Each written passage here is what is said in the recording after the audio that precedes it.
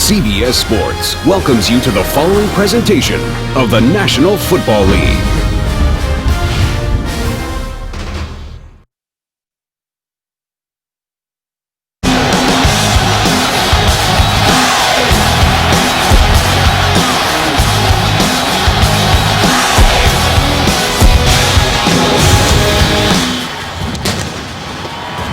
Back in Tampa, the Houston Texans won the coin flip, and they will receive. So Matt Schaub getting set to make his way onto the field. Originally a third-round pick of Atlanta, spent 3 years with the Falcons. This his 5th season here with Houston. Well, Marv, he's had a chance to rest his arm the last couple of weeks because Foster and Tate have been running wild. But keep in mind, this is a quarterback that's passed for over 9,000 yards the last 2 seasons. Just one of 6 quarterbacks to do that in NFL history. He's certainly capable. A punter, Michael Keenan, will kick off. You're looking at Quentin Dents, 4-year man out of UTEP. Is back deep. Cut in the preseason, then re-signed. A backup defensive back. He and Jacoby Jones are sharing the return duties today. And we're underway. Dents will stay right there. They'll bring it out to the 20-yard line as we check out the guys up front for the Texans. 6'7" right tackle Eric Winston missed 3 days of practice this week due to a back problem, but he is in the lineup. Houston's running game, as we discussed earlier, off the charts, led by the NFL's leading rusher last season, Arian Foster, who's had 3 straight 100-yard games. Texans start out from their 20. Schaub rolling right. Schaub throwing, has a wide open Jacoby Jones, and he has a lot of room. Jacoby Jones goes all the way on the first play of the game.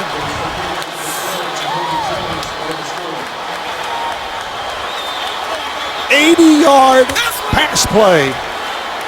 Jacoby Jones with his 2nd touchdown of the season. Matt Schaub throws for his 14th. Well, they do such a great job with the run action. They never feel Jacoby Jones. Defensive backs playing with their eyes in the backfield.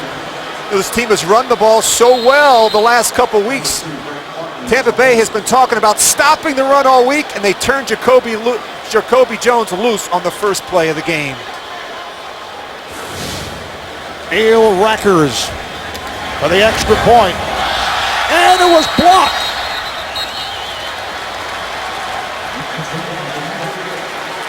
And that is a rarity in the NFL, a blocked extra point. Following the touchdown pass from Schaub to Jones. Looked like a bobble there by the holder, Brett Hartman. Nice way to start a game. Matt Schaub to Jacoby Jones and an 80-yard touchdown pass. Houston has now scored on its opening drive 7 times this season. Lead the NFL in points off opening drives. They did that last week in the win over the Cleveland Browns. Neil Rackers with the kick. Sammy Slaughter is back deep. Comes up for a short kick. Out to the 20. Finds some running room and brings it across the 25, just making the stop. Well, they do such a great job with the run action. You're going to see Jacoby Jones. He's going to sneak out here. But watch Aqib Talib and watch Sean Jones. Watch their reaction when they see that run. They can't help themselves, and they turn Jacoby Jones loose on the secondary. A mistake in the first play of the game, and it's the explosive plays right now. They had a bunch of them last week against the Saints. Whether they're on the ground or in the air, they're not doing a good job keeping the play in front of them.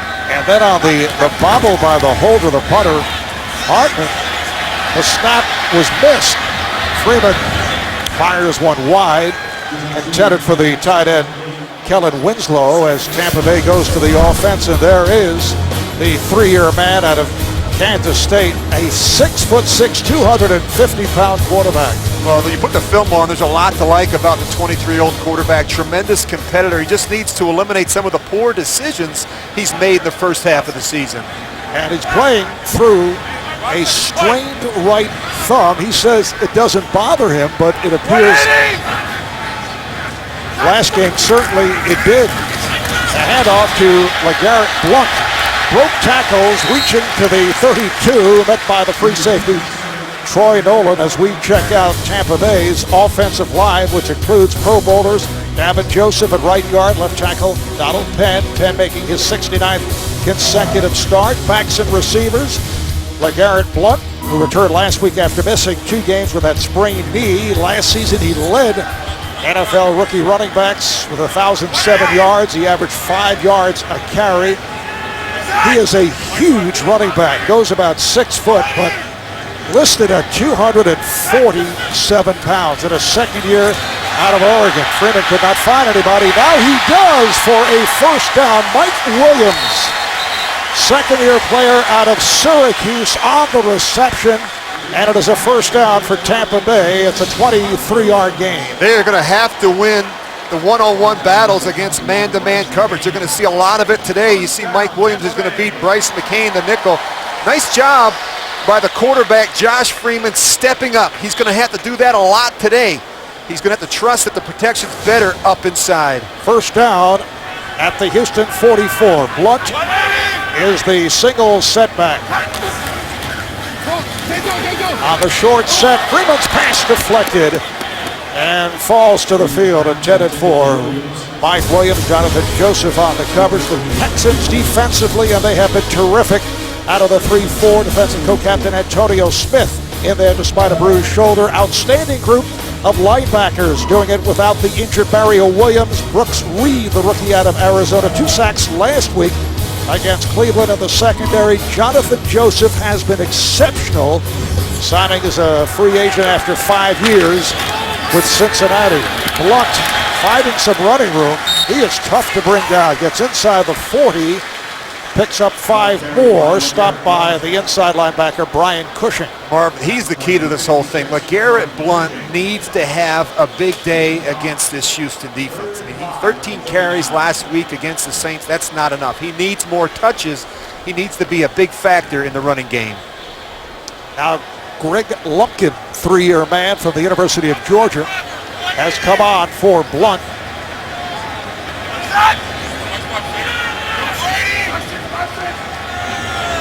Williams in motion. Freeman is taken down. Brian Cushing with his 3rd sack of the season. Well, you've got to account for Brian Cushing. He's right here. You know he's going to come just about every critical 3rd down situation. Now they're blocking him with the lineman. You see Davin Joseph right there. He's got his hands full. You cannot let Brian Cushing be a factor today. Michael Kanan behind his 40, punting to Jacoby Jones, who has already provided some excitement. This time a fair catch inside the 15. 34-yard punt. Number 56, Brian Cushing, celebrating the sack. The NFL on CBS is sponsored by Southwest Airlines. Find our fares online only at southwest.com. KFC, introducing the new KFC Cheesy Bacon Bowl. Today tastes so good. And by Geico, where 15 minutes could save you 15% or more on car insurance. Back in Tampa, Houston Texans wasting no time on that first drive with the 80-yard strike. Schaub combining with Jacoby Jones. Here's Schaub throwing again. This time he has the tight end, Owen Daniels. Loves to look for the tight ends, Daniels and Joel Dreesen. Tampa Bay's defense really struggled. The newest Buccaneer, Albert Haynesworth, signing this past Wednesday, added to the mix. The linebackers, the man in the middle, Mason Foster, the rookie out of the University of Washington. In the secondary, 5-time Pro Bowl quarterback Rondé Barber remaining a major factor. Rondé at 36 years of age in his 15th NFL season. Rondé actually a year older than his head coach, Raheem Morris. Schaub again, little flip to the right flat. Foster able to break a tackle and runs it out of bounds right at the marker. Does pick up the first down. Well, a nice job on the screen pass, and they dial it up at the right time. They bring a pressure, an internal pressure, and a little bit of serendipity there. Unexpected good fortune for Arian Foster. Marv, he can be equally as dangerous in the passing game as in the running game. You just want to find ways to get him the ball on the perimeter. That was his 28th catch of the season. He's averaging 4 yards per carry, 6 touchdowns in all, and this time has a nice hole, working his way out to the 44, met by Albert Haynesworth. So Haynesworth comes up with the tackle after the 5-yard gain. Let's go to New York for an update. JV, Dan Marino. It's a passing Steelers team this year. Oh, no doubt. Opening drive, 8 plays, 54 yards. Here's Ben Roethlisberger rolling to his right, finds Jericho Cotchery in the end zone. 16-yard touchdown, 7-0 Pittsburgh in Cincinnati. Ben with 300 or more yards in 3 straight games. Back to Marvin Rich. All right, JB. Pass to Kevin Walter. Pick up a 5 and another Houston first down. It's interesting how the Texans are starting. They've come out throwing the football. They've run it so well. Tampa has talked all week about getting better in terms of the run defense. They went out and signed Albert Haynesworth. Now the Texans are spreading them out, throwing the football in the early downs. First down at midfield, Foster and Vickers in the backfield. Lawrence Vickers working his way into the starting role at fullback. Schaub lost his balance on that handoff as he gave it to Foster. And he was stopped right at the line by Adrian Claiborne, the rookie from Iowa. Well, run game footwork's important as well. You're going to see he just gets stepped on, stumbles a little bit. Lucky that that ball didn't come on the ground, and Arian Foster does a good job making sure he secures the handoff. Talking about Matt Schaub, he has played well, certainly helped by the excellent running game, although earlier this season there was some concern. Schaub battered in 3 consecutive games. There's our first penalty marker. Number 76, offense, 5-yard penalty, second down. It's on the left tackle, Dwayne Brown, who has played very well, 4-year man out of Virginia Tech. Referee today, John Parry, in his 12th year in the league. And John Parry wanted me to tell you he is a financial advisor. We have a lot of them around here this weekend with us, don't we? Just keep that in mind. Well, some who claim to be right. Financial advisors. Some of our CBS colleagues. Second down and 15 at the 44-yard line. Foster back to midfield, and he picked up 6. Mason Foster and Adam Hayward make the stop on Arian Foster, head coach of the Texans, former longtime backup to John Elway in Denver. Gary Kubiak, born and raised in Houston, in his 6th year as the head coach of the Texans. Longtime assistant under Mike Shanahan with the Denver Broncos. Crowd trying to get the Bucs defensive unit going. It's a 3rd down and 9. Schaub from the gun. Flag comes flying. Schaub throwing. Nice catch made inside the 35-yard line by Derek Mason. But there is a flag. Well, penalties continue to be a problem for this defense. Offside, defense, number 94. Penalty's been declined. Result of the play, 1st and 10, Houston. It's called on the first-round draft pick from Iowa, Adrian Claiborne. Keep finishing the play even though there's a false start. Derek Mason makes the catch, but the penalties continue to be an issue for this football team. They've committed the 3rd most in the league. Ben Tate has checked into the lineup, but Schaub rolling right. Schaub releases. It is caught by the tight end Daniels, knocked out of bounds at the 22-yard line, so it's a gain of 12 and a first down. Well, the nakeds and the boots are a big part of this offense because they run it so well. and receivers, and they've had a lot of big ones, even to the running backs, where they sneak them out. So the linebackers, they get sucked up inside when they see that run action, and they turn the backs, tight ends, and receivers loose in the secondary. How about the numbers for Matt Schaub? 6 for 6, 137 yards. This is Ben Tate handling for the first time, and he is stopped by the left corner, Aqib Talib. Just 2 on the pickup for Tate, second-year player out of Auburn, a second-round pick last year. Missed all of last season, his rookie year, due to a leg injury, and has erupted this season as he and Foster have put up some very gaudy numbers. It's been amazing to watch, and just when one gets a little tired, they bring a fresh back in, and that makes it very difficult on the defense. They can wear down a defense over the course of a game. 2nd and 8. Foster looks to turn the corner. He does. Picks up additional yardage and has a first down at the 10. Michael Bennett, the left defensive end, combining with the strong safety Sean Jones to make the stop, but Foster picked up 10. Well, keep an eye on Albert Haynesworth. You're going to see him right in the middle of your defense, and they're going to try and get him on the ground. They're going to try and cut him a lot today. He's a big man, and he's tough to take up high, but the backside of those runs are really important. They want to get the lineman on the ground, and this is an offense that does a great job getting up on the second level and cutting off the backside. 1st and goal from the 10. Play action.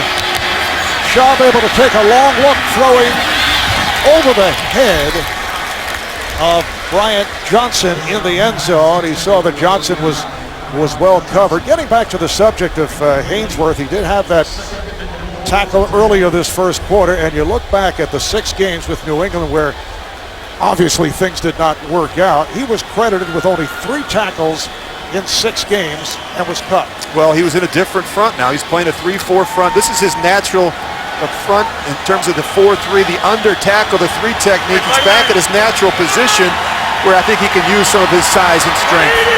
12th play of this drive. Foster, nowhere to go, and took a pretty good pop. Hit by Aqib Talib, the left corner. Foster gained a yard on the play. Well, I really think it's important. The defensive line has to play better. Last week it wasn't very good, so there's a reason why they went out and got Albert Haynesworth. He can be disruptive inside. He can push the pocket. He's a large man who has some quickness and can be explosive off the ball. The problem? An inconsistent motor. He runs hot and cold sometimes and takes plays off. He cannot do that here in Tampa and survive. Now the problem has also been complications off the field with the coaching staff. Raheem Wallace told us we want him to play without any of those complications. Schaub throws end zone. It is broken up. And a flag is down. Tenard Jackson, the free safety, on the coverage. Offside, defense, number 94, 5-yard penalty, will replay, 3rd down. Another penalty on the rookie of the right defensive end, Adrian Claiborne. Well, there's been a lot of problems here in Tampa, and it all starts with their 29th ranked defense. I mean, that's unacceptable around these parts where historically they've played great defense. McCoy out, Haynesworth in. The best player available at this time, I think, and then the 3rd most penalties in terms of in the National Football League. They have to get this straightened out. They come at the most inopportune times. In the red zone, on 3rd down, they've got to eliminate them. And they've hurt themselves in that department here today. A little flip pass picked off. To lead with the interception of Matt Schaub. Aqib Talib with his 2nd pick of the season. So Tampa Bay back in possession. 6-0 early lead for Houston. But Schaub picked off by Talib. Tampa Bay will take over. Matt Schaub intercepted a moment ago, so the ball back in the hands of Tampa Bay quarterback Josh Freeman, who has not been as effective as a year ago. We touched on that right at the start of the telecast, and Richie told us Friday after practice. Houston very candid about it. Well, there's a challenge now by Houston. An interception versus an incomplete pass. We'll review the play. A challenge in terms of Aqib Talib having possession. There was a bobble. It was a true possession. And we'll take a break and we'll come back to hear the verdict on the Gary Kubiak challenge. The NFL on CBS is sponsored by Toyota. And by Sprint. All football, no limits, only from Sprint. Back in Tampa, just under 4.5 left in this opening quarter. 6-0 lead for the Texans on the Buccaneers. Gary Kubiak challenging on this apparent interception. Well, Schaub has to let go of it early. The problem is Derek Mason's not even looking for the ball. He's not expecting it right there, and Aqib Talib does next best thing, jumps right in there and makes the play. I think he's got possession of it. Derek Mason tries to turn back around and knock this thing out. Aqib Talib fortunate that it bounces right back up into his lap, but I don't know that they're going to change that ruling. I think that's the right one. Clearly he makes that play on the field. We are awaiting the word from referee John Parry. He checks with the replay crew upstairs. Gary Kubiak hesitated and then decided to challenge. The play is an incomplete pass. Whoa.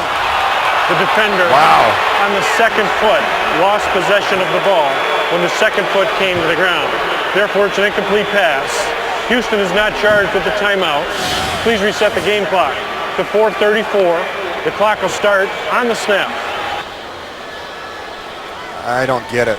You know, I'm not here to be critical of the officials, but to me it looks like he's got possession. He puts one foot down, looks like the other one's down. It's hard to tell when that ball actually comes out.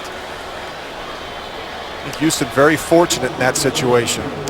Instead of Tampa in possession, it is a 4th and goal and a field goal try for Neil Rackers. Now following that opening play touchdown by Jacoby Jones on the 80-yarder from Schaub, the snap was bobbled by the punter Brett Hartman, so Rackers, after going 26 of 26 in terms of extra points, not able to get the good kickoff, and it was blocked. Let's see how he does from here on a 22-yarder.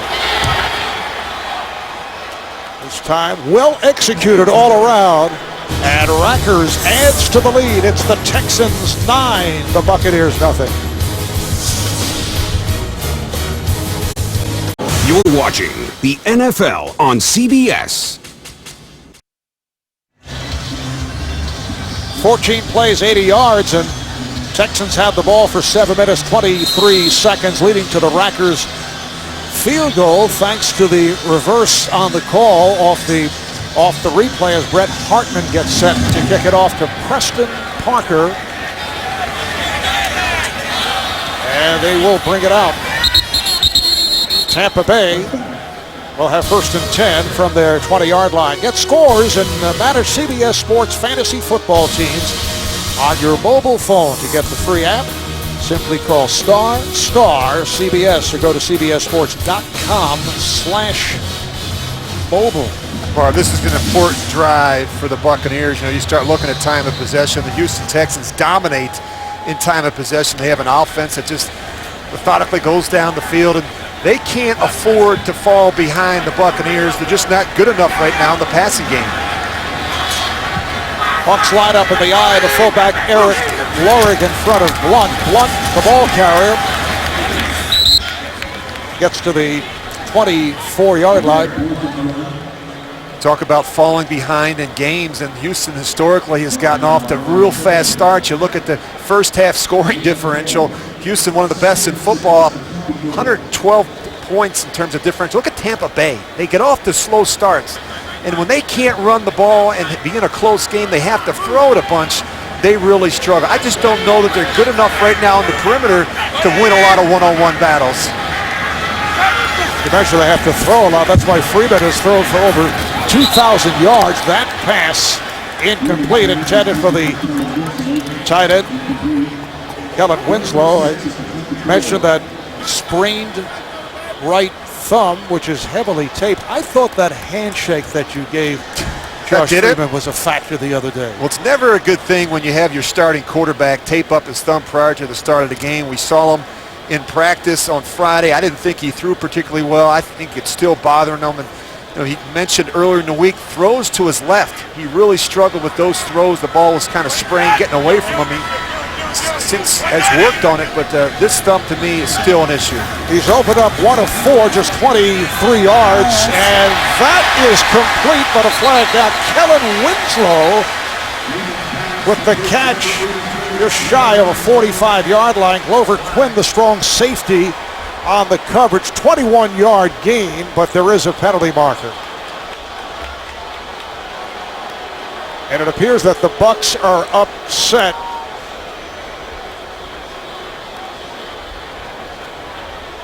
Tampa Bay already hurting itself with penalties in this first quarter.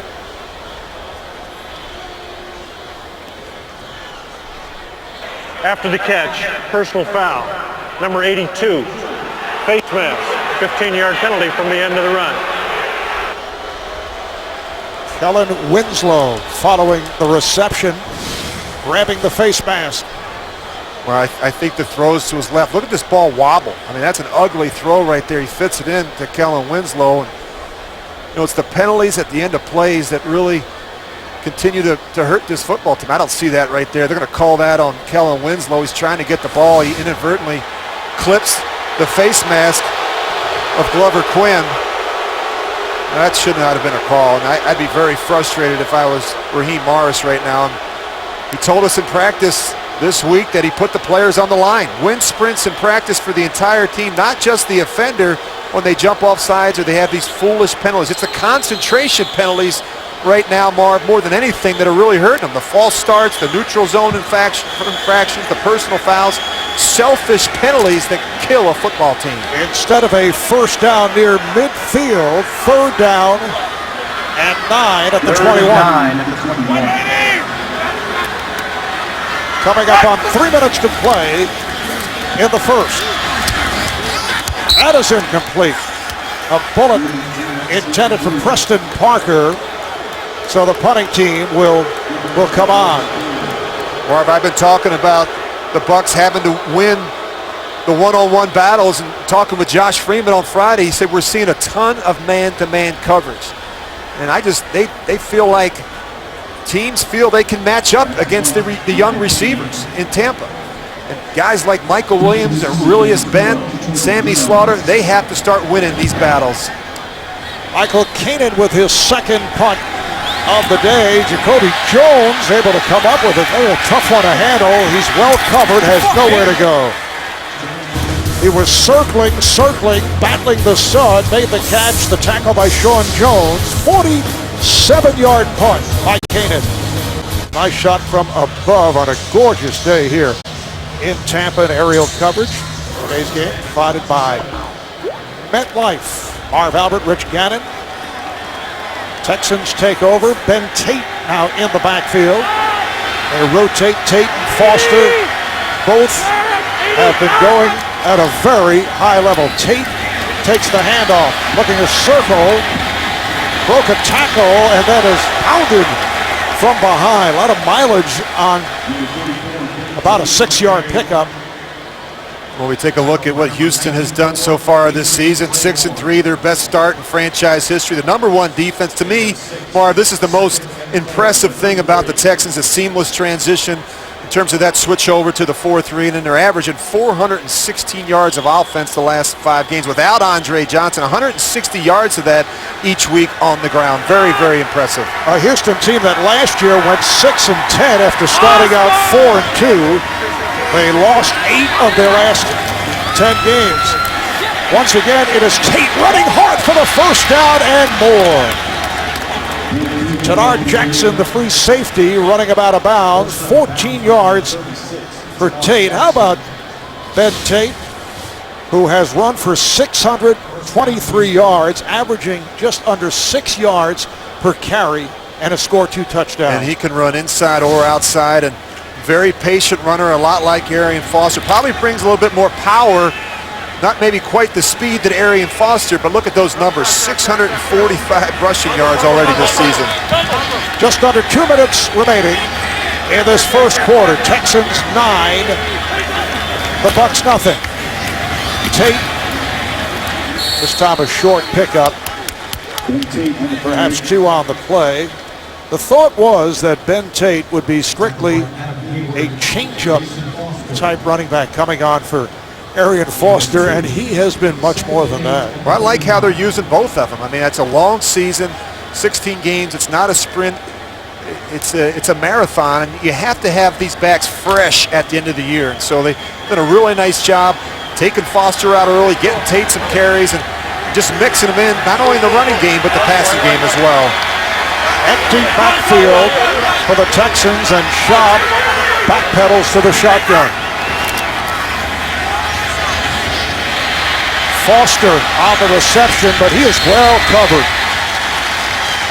George Johnson, first-year player from Rutgers, leading the way for Tampa Bay, and no gain on that play. We talked about Gary Kubiak earlier, Marvin. You know, balance has always been important to Gary Kubiak. They're top 10 in both rushing and passing. They're one of just 3 teams a year ago to accomplish that, and that's what he's going to do. The minute you think they're just going to load you up and run the football, they mix in those play-action games with the nakeds and boots and really keep you off balance. Third down and long for Matt Schaub.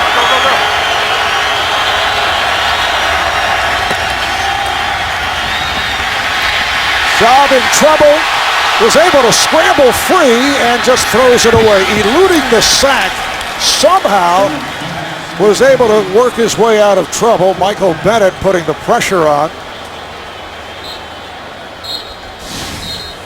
Well, this is what the Bucs have to be able to do, get more pressure on the quarterback. This is an area where they've really struggled. Matt Schaub steps up, throws this one away, and just 12 sacks through 8 games. They're 31st. You can see Price there. He's going to,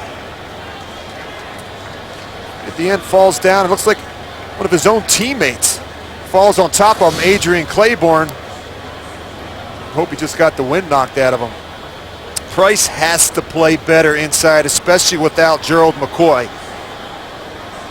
He did not play well last week. When I went back and studied the film, he was playing off the ball. Raheem Morris has talked about the key to stopping this Houston rushing attack is vertical penetration. They have to get through up on different levels of this offensive line, create some seams along the line of scrimmage. That's the way you disrupt this Texans rushing attack. Brian Price moved over from the right side to play for the injured Gerald McCoy as we come to the end of this first quarter. You say you study the film. See, I get videotaped. Is that special coach's film? It is. Do they actually have film? Technically, no. It wouldn't be considered Technically, film. no. So it was tape. I just wanted to clear it up. You want to make sure you get the same thing I'm getting, right? You want to get shortchanged. I'm envious. Thinking, why does Rich get film? Flags are thrown with 5 seconds. Number 54, offense, 5-yard penalty, 4th down. Offside call on Mr. Alexander. You love his name. You were talking about that all week. I was. Mr. Alexander. I was very excited. Do you know why he was named Mr.? No. I know you know why. I do. I have the answer for you. Booming punt. And there will be no return as this quarter comes to a conclusion. I'll get back to the very exciting tale of Mr. Alexander when we return for the second quarter. Houston Texans special teamer Mr. Alexander. Rich, named Mr. by his parents with the acronym Mr. standing for mentally ready. Get it? M-R. I get it, Mr. I thought you'd say, what's an acronym? Because I had to look it up. I saw you look at me. It means a word formed from initials. I did look that up. 1st and 10 from the 20 for Josh Freeman and the Bucs. And Blunt is hit and stopped back behind the line as the second quarter gets underway. J.J. Watt very quick to get to Blunt. Well, J.J. Watt's going to beat the right tackle right across his face, Jeremy Trueblood, and The first-round pick has really played well, Marv, this season. He's an effort guy, plays with good intensity each and every week. I think he's developing better as a pass rusher as the season goes along, but boy, I tell you, he gives you a lot of snaps inside in that 3-4 defense. Loss of 4. Watt at 6'5", 290, very long arm. Short set by Freeman, who fires one downfield. Nice catch made. The question, was he inbounds in possession? Yes. Aurelius Ben goes for 33. Well, so much for that right thumb bothering Josh Freeman. What a perfect throw here. And Aurelius Ben does a nice job getting both feet in bounds. And they've got to be able to beat man-to-man coverage. You see him matched up on the corner. Jason Allen. It is a first down at the Tampa Bay 49-yard line. Texans 9. The Bucs nothing. Blunt. Once again, he is stopped. Picked up 2 on the play. Cushing with the tackle as we go to JB and Dan Marino in New York. Cincy narrows the gap with 2 impressive rookies. You ain't kidding that. The rookies are Andy Dalton and A.J. Green. Andy Dalton rolls out those left, throws the ball up in the back of the end zone. A.J. Green over 2 Pittsburgh Steelers defenders, 36-yard touchdown. Pittsburgh still up 14-7 in the second. Green came down wrong on that right leg. We'll keep you updated on his status. Marv Albert, Rich Gannon. Well, it's pretty good stuff for A.J. Green. Marv, we got a chance to see him last week. Poised for the young quarterback. Very impressive. Lots of movement. False start. Number 76, offense. 5-yard penalty. Second down. Called on the left guard, Jeremy Zuta, in his 4th year out of Rutgers. Remember, Marv, Josh Freeman talked to us about how important cadence was going to be this week. Really had to try and use more of it early in the game. Hard counts, mix it up to keep this Houston defense off balance. He came back to hurt him there. His own team jumped. 3rd penalty cost him 15 yards. The 3rd that was accepted. They've actually been hit with 4. 2nd down and 13, and a timeout is called by the Buccaneers. Looked to be a lot of confusion. So Freeman calling for time. We'll be back in a moment. 75-degree, beautiful day here in Tampa, Florida. Texans with a 9-0 lead on the Buccaneers. 2nd down and 13 for the Bucs.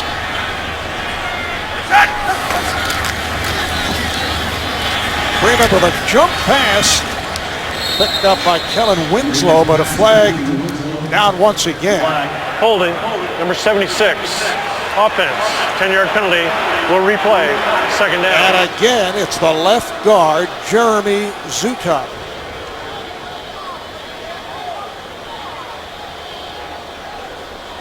Well, just not good enough, Marv. We talked about the penalties, the turnovers, the missed assignments. They're just not good enough to be able to overcome all of them. You think about Greg Olson, the offensive coordinator. You look down at that script, there's not a lot of plays on it for 2nd and 23, I can promise you that. Josh Freeman not able to get anything going here in this first half. He now has Greg Lumpkin in the backfield coming on for LeGarrette Blount. 2nd down and 23. Freeman on the run and slides out near midfield, but well short of a first down. Well, coming up on the Sprint halftime report, join JB, Dan Shannon, Boomer, Coach Bill Cowher for all the latest NFL scores and highlights coming up on the Sprint halftime. One thing Josh Freeman has to be careful with, you see him on a number of occasions now, passing up the primary receiver, trying to throw the big one down the field. In that last play, he had a shallow cross, he passed it up. We always talk about you never go broke taking a profit. Yes, you have mentioned that several times. Lumpkin makes the catch in the right flat, and you can hear the reaction from the crowd. You tell that to your kids also? Well, it's important. You play that quarterback position. The certain plays are designed, and you got your primary receiver. And hey, if it's not there, check it down, pick up some positive yardage, and move on. They're killing themselves right now on the early downs. They're not running it well. They're not completing balls. They're having penalties, and they're putting themselves behind in the down and distance. I did not expect that long explanation. That's just what's happening. Jacoby Jones on the fair catch behind the 10-yard line. We'll talk more about that during the commercial break, Rich. 42-yard punt. We'll be right back. The NFL on CBS is sponsored by Scottrade. See for yourself why so many investors are saying, I'm with Scottrade. The HTC Resound, the only phone with built-in Beats audio. And by Triple Hops Brewed Miller Lite. Taste greatness.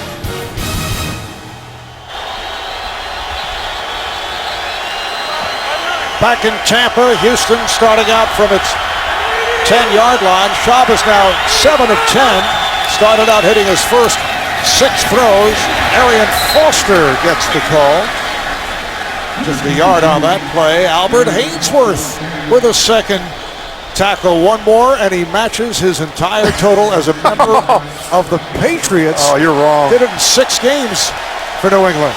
Well, this is a guy that can draw some double teams, Marv, up inside, and he can push the pile. It's not going to be easy for Chris Myers today. We talked to him last night. He knows that Albert Hainsworth is a load, and he should help the guy next to him. You think about Brian Price. He should benefit. Those 2 defensive ends should benefit as well.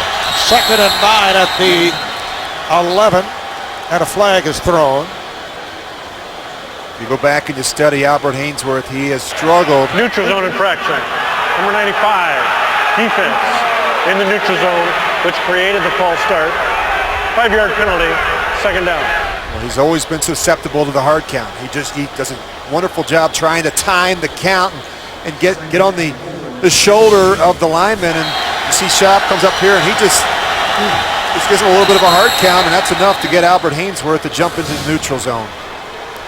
Penalty number 5 called on the Buccaneers. Texans have Foster and Vickers in the backfield, lined up in the eye. Vickers in front of Foster. Play fake by Schaub. Pumps, and then sidearms, completes to Daniels, and has a first down. The tight end Owen Daniels with the catch in front of linebacker Adam Hayward. Well, one of the things you've noticed, Marv, is when they do the boots and the nakeds, how much time Schaub has on the perimeter. I mean, there's no one containing him. They're allowing him a free release, essentially, to get on the edge of the defense, and that gives him plenty of time to work back inside and find his tight end, Owen Daniels. Look at that out-of-the-pocket passing. He's been very effective. Of course, that big one, that first one for 80 yards to Jacoby Jones. Third catch for Daniels, 31 yards. Time. Foster breaks a tackle. Foster with a beautiful move. Foster will go all the way. What a move by Foster for 78 yards in all. Well, that's unacceptable, Marv. I don't know what else to say other than it's just you let the back get in the flat and then you don't tackle him. I mean, Aqib Talib has got a clear shot at him, make the tackle, miss. Poor angles in the secondary, and now he just cuts back and beats the safety, and Tanard Jackson can't catch up to Arian Foster. And this has been a problem all season long for this defense. They have not tackled well. 7th touchdown of the season for Foster. 2nd as a receiver. Let's see how Neil Rackers fares here. Bobble snap, misfired on him off that opening touchdown, but Rackers this time puts it through, and the Texans with a 16-0 lead on the Buccaneers. The Texans back in possession. We're halfway through this second quarter. They have the commanding 16-0 lead. You're looking at Houston center Chris Myers, 7-year veteran, one of the Texans team leaders. Talking with Chris last night about an interesting tidbit in his life as Ben Tate gets the call. Stopped by Gino Hayes. No gain on the play. Chris Myers talking about his grandfather, Tom Kelleher, who passed away earlier this year. Tom Kelleher was a defensive back and a wide receiver at Holy Cross, but of particular note, he spent 28 years as an NFL official. Chris telling us that his grandfather was his hero growing up. Tom Kelleher worked 5 Super Bowls as a back judge.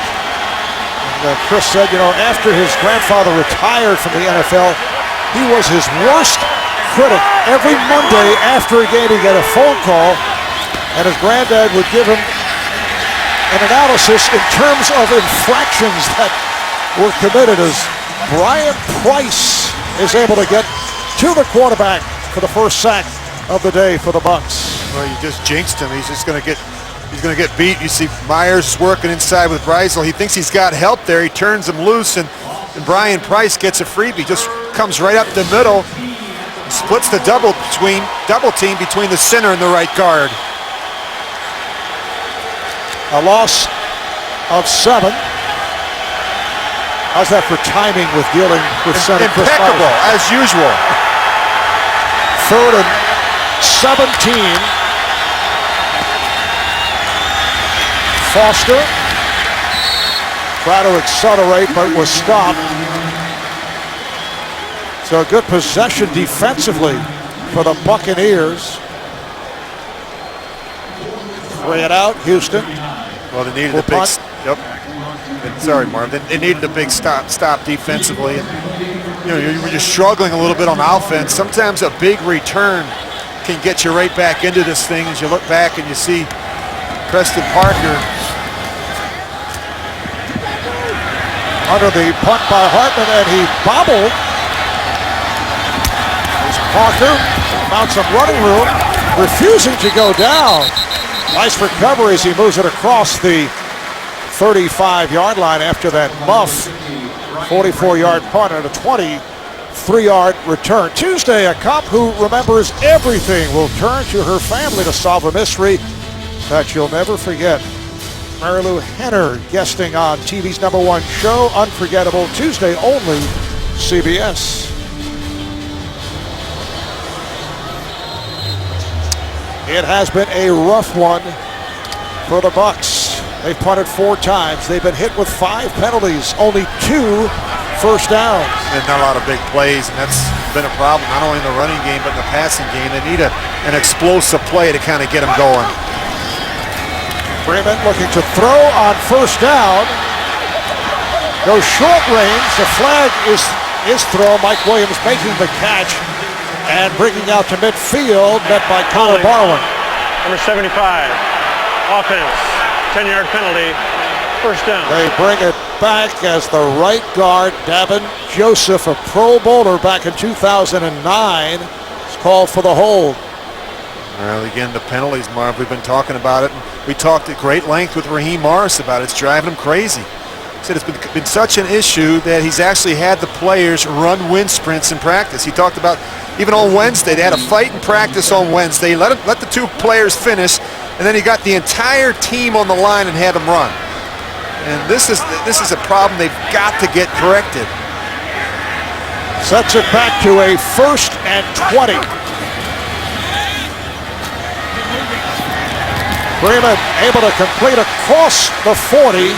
Kellen Winslow makes the catch. Troy Nolan on the coverage. Winslow last season 66 receptions, including 28 on 3rd downs.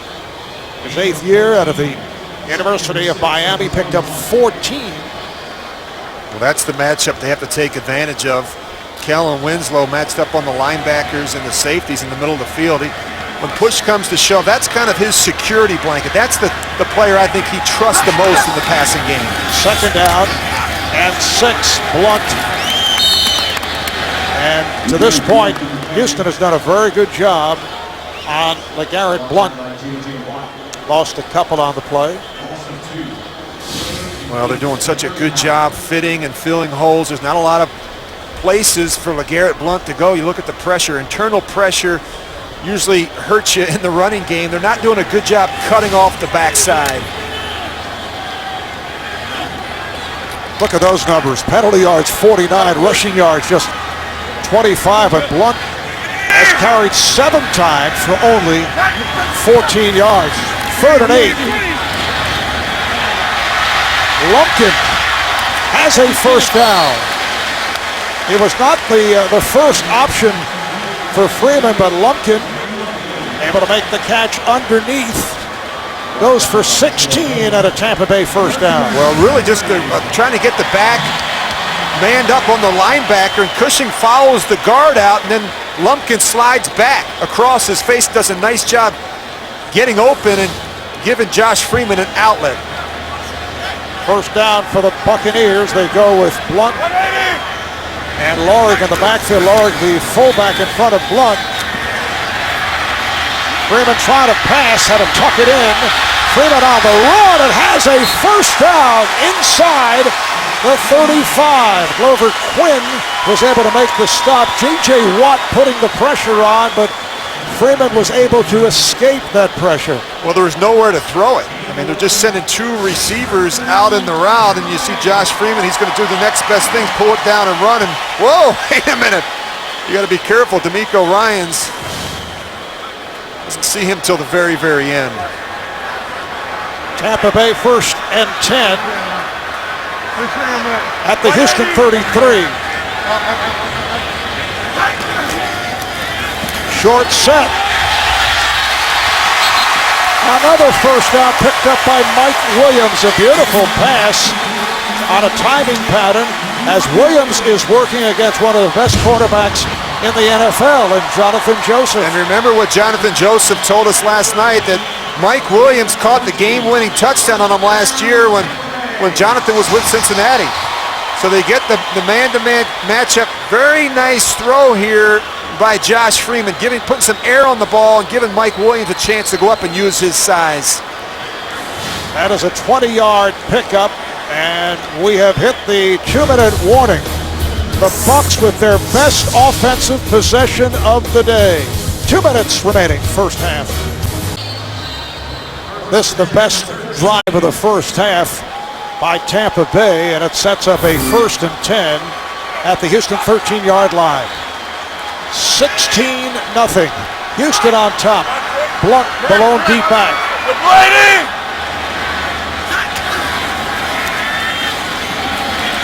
Freeman backpedals and is incomplete. Looking for Blount coming out of the backfield. Well, they need to find a way to get a touchdown here, Marvin, not settle for a field goal. And they have struggled recently in this part of the field. When you go back and you study Josh Freeman, his 10 interceptions, 5 of them have come in the red zone and 4 of them on first down. And that's just making poor decisions, not realizing that you have other opportunities. But you've got to find a way to get it in this situation. Lumpkin back on the field, standing next to Freeman, who's now 7 of 14, 120 yards. Freeman's pass incomplete. Through the hands of a leaping Desmond Briscoe, who's covered by Kareem Jackson. Marv, you and I talk every Friday at practice. You ask me what I think. How's the tempo? Do you like what you see? Do you like the red zone period? And I didn't like what I saw yesterday at Tampa Bay's practice on Friday. Sorry. I just thought it was sloppy. I thought the quarterback missed some throws. I just thought the timing, I thought the energy just wasn't where it needs to be for a team that has really struggled in this part of the field. It's got to be perfect on Friday if you want it to work on Sunday. In contrast, I thought, as opposed to our production meeting last week, that our production meeting was sparkling as Freeman able to complete to Preston Parker at the 5. There was some lethargy 2 weeks ago. You're right. Well, you know, the thing about Friday practice is you only get about 15 or 20 shots in the red zone.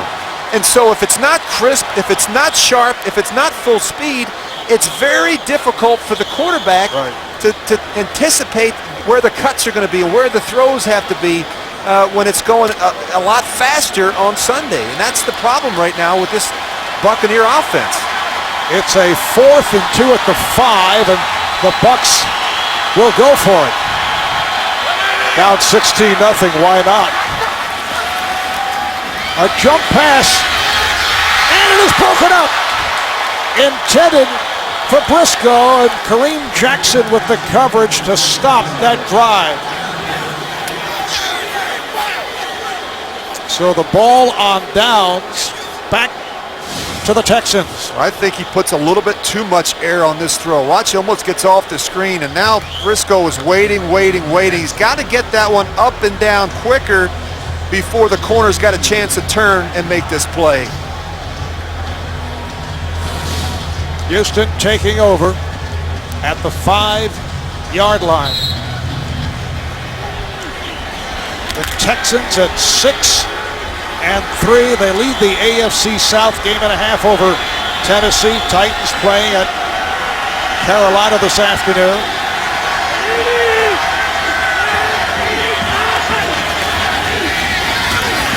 This is Foster, and a flag down.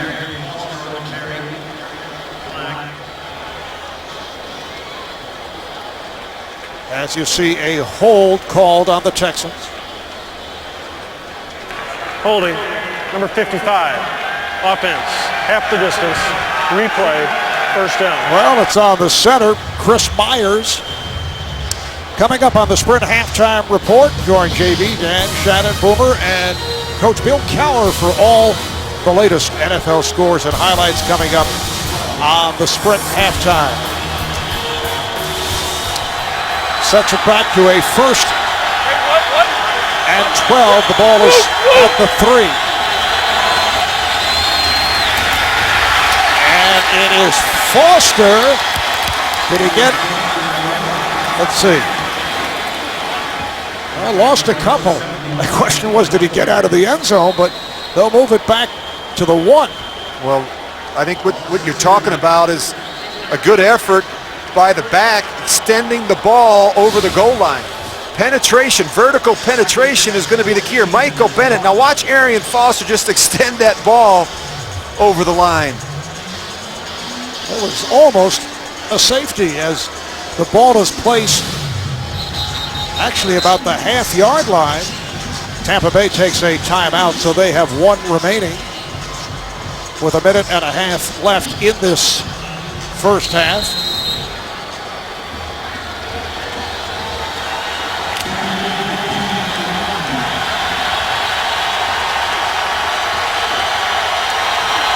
Vickers and Foster in the backfield. And Schaub on a keeper, just looking to pick up some yardage to get it out of trouble. Timeout is taken once again, and we will take a break. Bucs using their final timeout, and Matt Schaub coming off that pileup, hobbling back to the huddle. Yeah, he must have gotten rolled up on him. That's why you don't have the quarterback sneak it very much. Ball is at the 2 now on a 3rd down, 3rd and 13. Hand off to Foster. Good job here by the Bucs. They trip up Foster. An advance of 2. Geno Hayes making the stop. Geno Hayes lost his starting job. He was a weak side linebacker. Lost it because of what coaches call inconsistent play, but he's picked it up the last couple of games. Well, healthy competition, it's good for everybody, and that's what Raheem Morris is trying to create at every level of that defense. And it's just not been good enough. Up front, they're getting pushed around. The linebackers have missed tackles. They're young inside with Mason Foster, and it's got everybody's attention when you make a move like that. Brett Hartman with his 3rd punt deep in his end zone, and now Houston takes a timeout with just 38 seconds to play in this first half.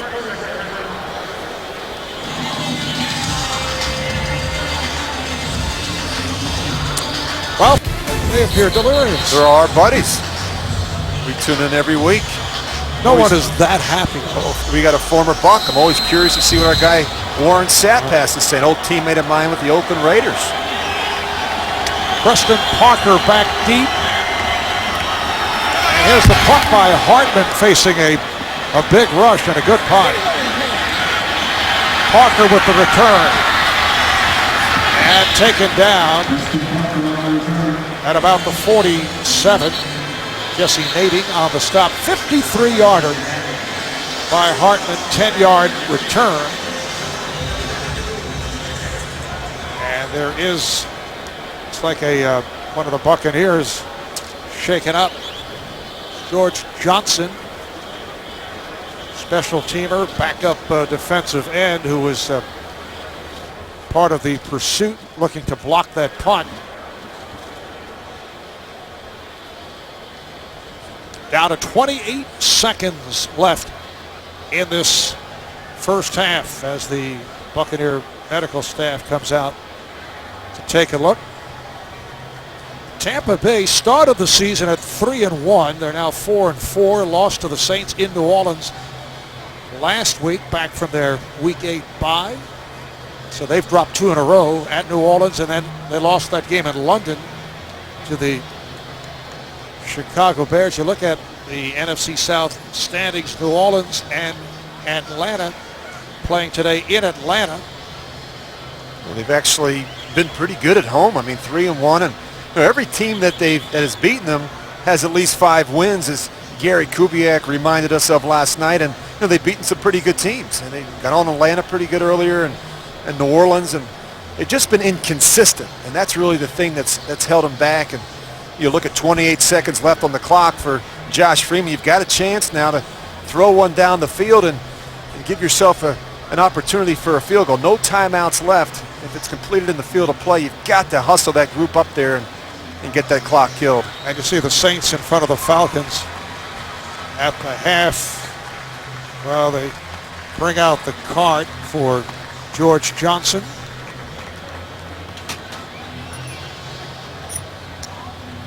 Things did not start well for the Buccaneers. Opening day at Minnesota, they were down by 17. They did come from behind, beat the Vikings here in Tampa. The losses here at home to Detroit, at New Orleans to the Bears, in London. That game was at Minnesota, I should mention, and that was the second game of the year. The opener was the game against the Lions. The numbers on Freeman: 8 of 17, 128 yards.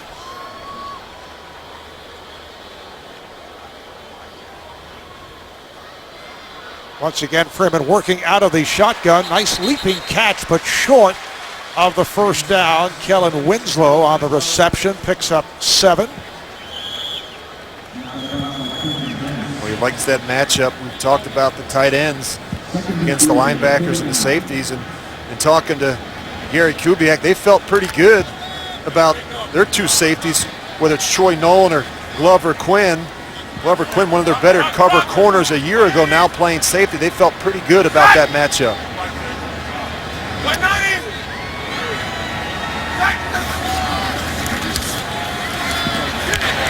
Freeman going the middle.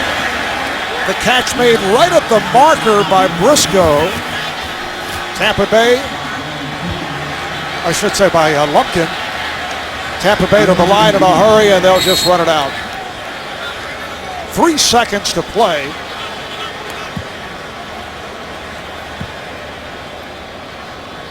Well, at least you give yourself a chance for a field goal here. And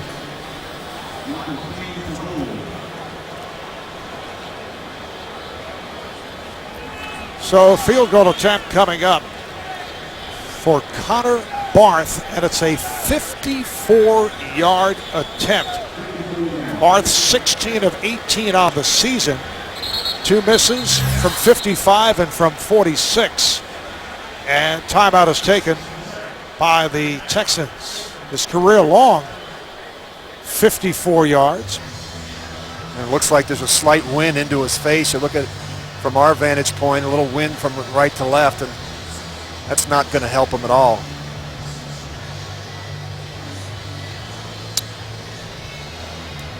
Texans have taken their second timeout. Buccaneers do not have any remaining, but just 3 seconds on the clock.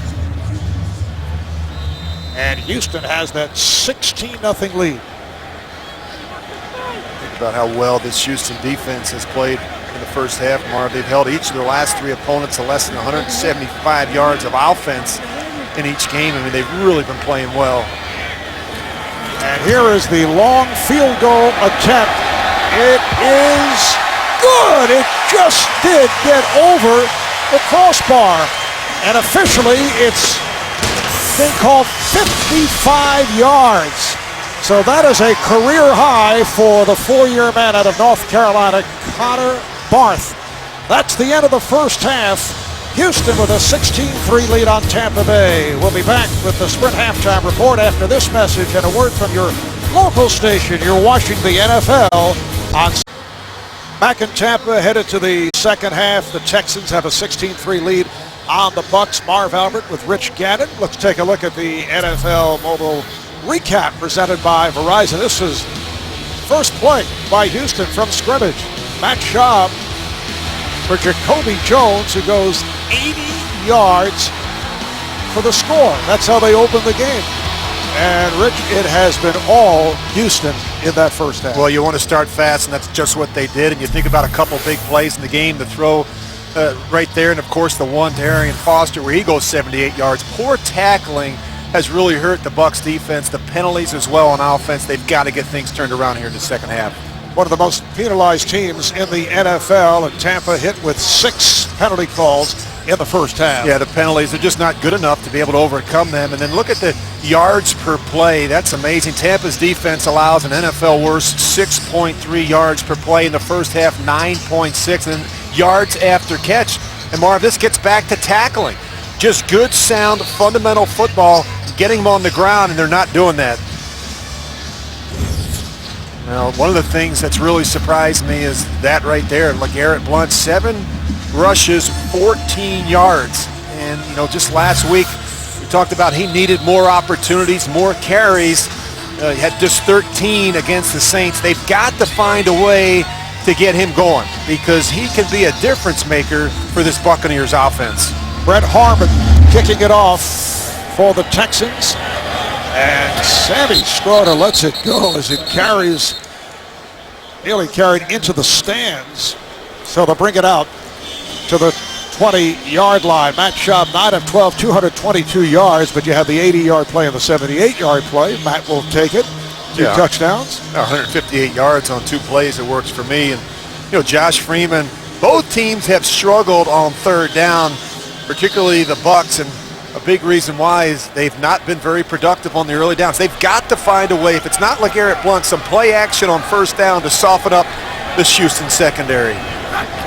Blount is in there, and Blount tried to make a move to the outside, but not successful. Picked up 3 yards. D'Amico Ryans, the inside linebacker, on the tackle. Tampa Bay has lost 3 of its last 4 games. They started the season at 3-1. They're 3rd in the NFC South behind New Orleans and Atlanta.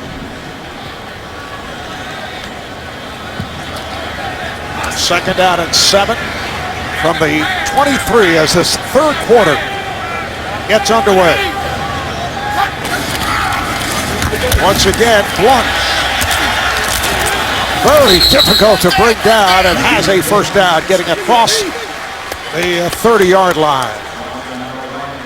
Well, Marv, you could certainly make the argument that Wade Phillips may have been the most important offseason acquisition. The job that he has done with this defense, it's been incredible. A seamless transition. They continue to be one of the league's most improved units. Look at it. Number 1 in total defense, number 2 in pass defense, number 4 against the run, number 3 in points allowed. He's done an incredible job, and that guy right there, Brian Cushing, has been playing lights out. Wade Phillips back in Houston where he started his NFL career some 35 years ago, and down goes Josh Freeman.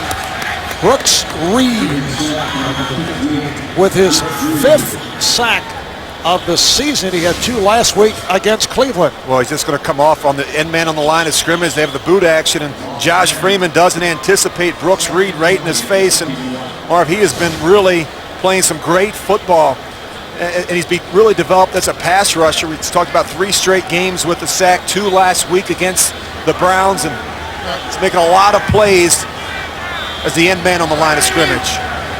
2nd and 20 back at the 21. Freeman able to stand on the pocket, now being chased, down he goes again. 3rd sack for the Texans. Connor Barwin comes from the other side to pick up his 4th sack of the season. Well, you're getting pressure off the edge if it's Connor Barwin on one side and Brooks Reed on the other, and he's having to step up inside. J.J. Watt there as well, and to see the frustration right now from Josh Freeman. He's got nowhere to go with the ball downfield.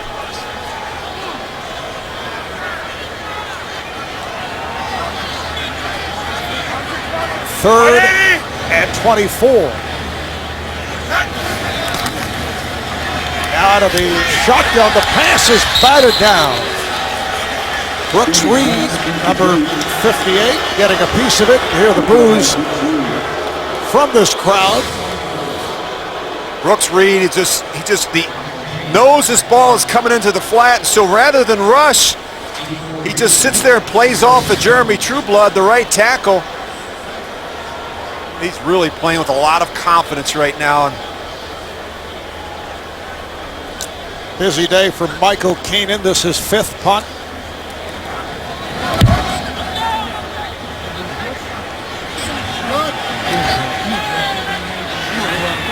Jacoby Jones trying to cut to his right end, was cut down. Jacob Quintero, backup linebacker, on the tackle, 49-yard punt, just a 1-yard return.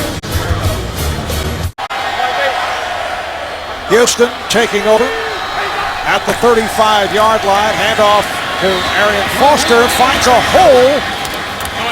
Showing the quickness, Rondé Barber was able to get to him as Foster goes for 13 yards. This is a Houston team that has done exceptionally well, despite the fact they're missing key members. Pro Bowl wideout Andre Johnson missing a 6th straight game with that injured right hamstring, recovering from surgery. One of the NFL's better wide receivers. During the early part of the week, he thought he might be able to return. This is Foster again in the open field and rams his way for another first down. Sean Jones with the hit. 17 more for Foster. Well, you talk about a back with good vision. Just watch Arian Foster. Great cut there. Watches, gets away from Rondé Barber, who's literally in the backfield, and watch him finish that run at the end. This guy runs with some power. Boom! Keep Talib doesn't want to make that tackle. 11 carries, 59 yards for Foster. Now Tate on the field, takes the toss. Here comes Tate, and he has a first down and some more. Runs it inside the 25-yard line, led by Lawrence Vickers and the left tackle, Dwayne Brown. Well, somebody's got to contain. And look at Hayward, look at Barber. Neither of them do a good job. This has got to be forced. Someone's got to be able to force this run back inside. They both get hooked or locked, and that gives the back, Ben Tate, plenty of room to run around the edge of that defense. Well, they're just, right now, they're not playing sound defense. First down for Houston at the Tampa Bay 21, looking to add to that 16-3 lead. Spinning catch at the 15 by Jacoby Jones. Number 12, Jacoby Jones. Tackled by Rondé Barber.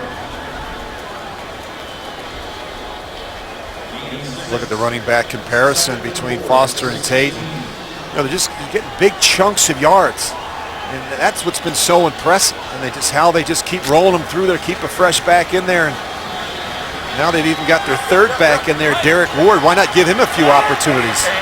First appearance for Ward, an 8-year man out of Ottawa in Kansas, and Ward gets the call.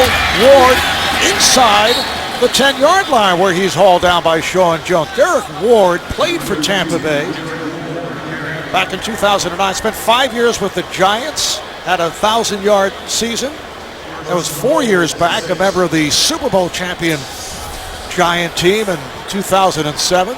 Well, when you have three different backs running as well as they are, you've got to give some credit to the guys up front. They've been outstanding this year. I don't think it really makes a difference whether it's Foster, Tate, or Ward. They're gashing people in the running game. First and goal at the 6. And Ward with a short pickup. Stopped by Mason Foster. Brian Price also involved. Obviously, Gary Kubiak looking to get Ward some playing time against his former team, the Bucs. And they stay committed to the running game regardless of what happens early in the game. We talked about Andre Johnson, Marv, just a few minutes ago, and they've leaned on the run game even more, and they've been very productive. Kevin Walter flanks wide to the left. Arian Foster returns to the backfield. Second down and goal outside the 5. Foster, touchdown. 5-yard touchdown run. His second touchdown of the season. Well, this is just too easy, and they're not getting off blocks. And you watch the defensive line; they're getting blocked, and of course the linebackers and safeties they're not doing a good enough job disengaging. And you're not going to tackle these backs with arm tackles. I mean, you have to gang tackle and get plenty of hats to the balls. And right now the Bucs just aren't doing that. Not playing good enough run defense. It's been a problem all season for them. Neil Racker is on for the extra point try. Puts it right through. So the Texans, who scored on their opening possession of the game, score on their opening possession of the second half for the 5th consecutive game. The NFL on CBS is sponsored by Southwest Airlines. Find our fares online only at southwest.com. The Home Depot. More saving, more doing. That's the power of the Home Depot. And by Ford. Drive one.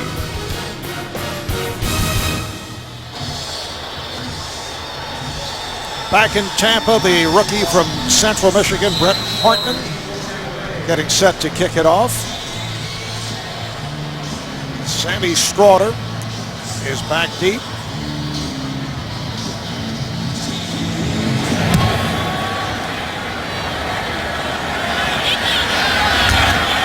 Stroughter crossed the 15-yard line and taken down just shy of the 25 by Jason Allen. Here comes Josh Freeman. Let's see if he can get anything going.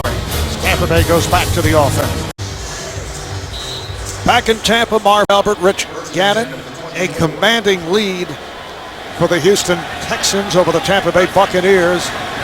Bucs first and 10 from their 24. Garrett Blunt is the feature back. Freeman looking to throw. Blunt, and that'll be a loss on the play. Miko Ryans making the stop. No gain, they say now. It has been a long day for Tampa Bay head coach Raheem Morris, third year. His head man of the Bucs, was the defensive backs coach with Tampa Bay, rising through the ranks, played safety at Hofstra in Long Island. From Irvington, New Jersey, actually began his NFL career with the Jets as an intern as part of the NFL's minority coaching program. This is Blunt. And again, they gang tackle the 6', 250-pounder who went for 9. Set for another NFL Today update, JB and Dan Marino. All right, Marvin, it's a story of how Cincy has battled back. And they have battled back. Andy Dalton, 1-yard touchdown to Jermaine Gresham, tying the game at 17. Andy Dalton's second touchdown on the day. Cincy was down 14-0. Let's take it back to Marv Albert and Rich Gannon. Well, guys, a lot of people questioned whether or not they could hold up against Pittsburgh. They played really well on the road. Quarterback keeper Josh Freeman looking for the first down. He's at the marker. It appears he picked it up from our angle. It is a first down for Tampa Bay. Just under 6.5 remaining in this third quarter. Houston has done it with big plays. First play of the afternoon, sarcastic reaction from the crowd on the announcement of first down. Very first play, Jacoby Jones goes for 80 yards and a pass from Matt Schaub for a touchdown. Later on, it was Schaub to Jacoby Jones on a 78-yarder. There's Freeman being chased and throws it away. Well, you haven't seen Josh Freeman have a lot of opportunities down the field, and Texans have done a really good job applying pressure on the quarterback and getting hands on the ball, making big plays. Freeman's been running around, and you think about all the different players, whether it's Cushing, whether it's Barwin, and Reed right there. They've done a nice job getting pressure on the quarterback. Wade Phillips continues to blitz this young quarterback. Freeman looking at a 2nd and 10 from the Tampa Bay 35-yard line. And again, pressure.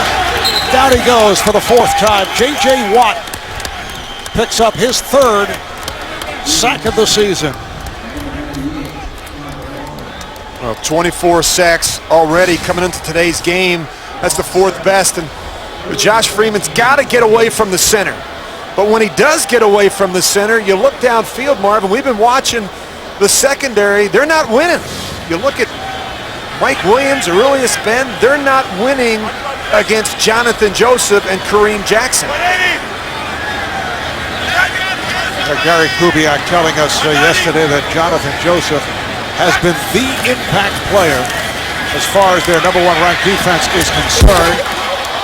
And that is incomplete. Kellen Winslow, the intended receiver,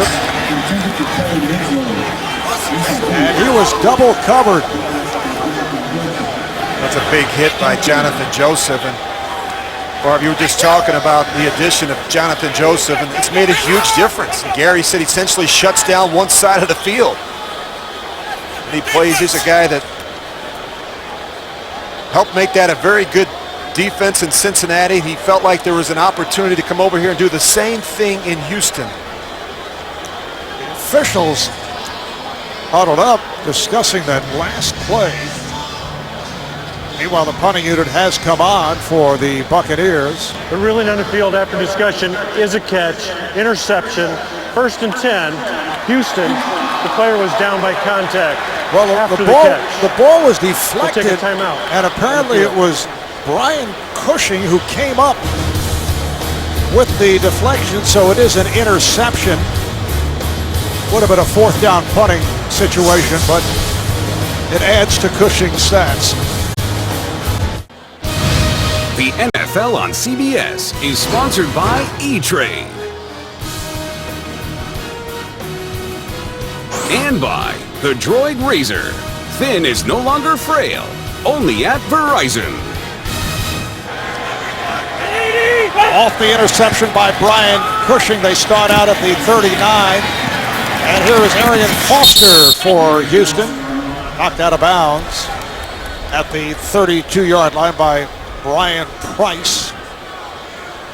Stay in the game all season long with the NFL's new selection of mobile apps. Get access to stats, fantasy news, video, and much more. Go to NFL.com/mobile and do it today. Now Ben Tate comes in following that run by Foster for 8 yards. It's a 2nd and 2. Here's Tate. He's running hard as he is about to approach the handoff. It just seems like every time they go to run the football, they're picking up 7 or 8 yards. I mean, it's just too easy. Too easy against the middle of this Tampa defense. And we've talked about how well the Houston offensive line has played, but Marv, we haven't talked enough about Albert Hainsworth today. Haven't talked enough about Brian Price. They are getting moved off the ball up inside.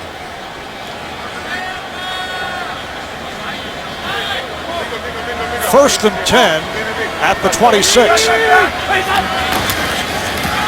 Here is Tate, big hole, and gets inside the 25, met by Roy Miller, backup defensive tackle, so he adds on 4 more. Brings up a 2nd down and 6 with just under 4 minutes remaining in this 3rd quarter. one of the Texans shaken up.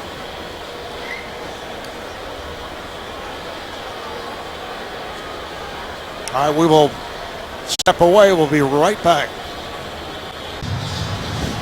A moment ago, the two Houston tight ends, Owen Daniels and Joel Dreesen, involved in a collision. And you can see Daniels, looks like the left knee.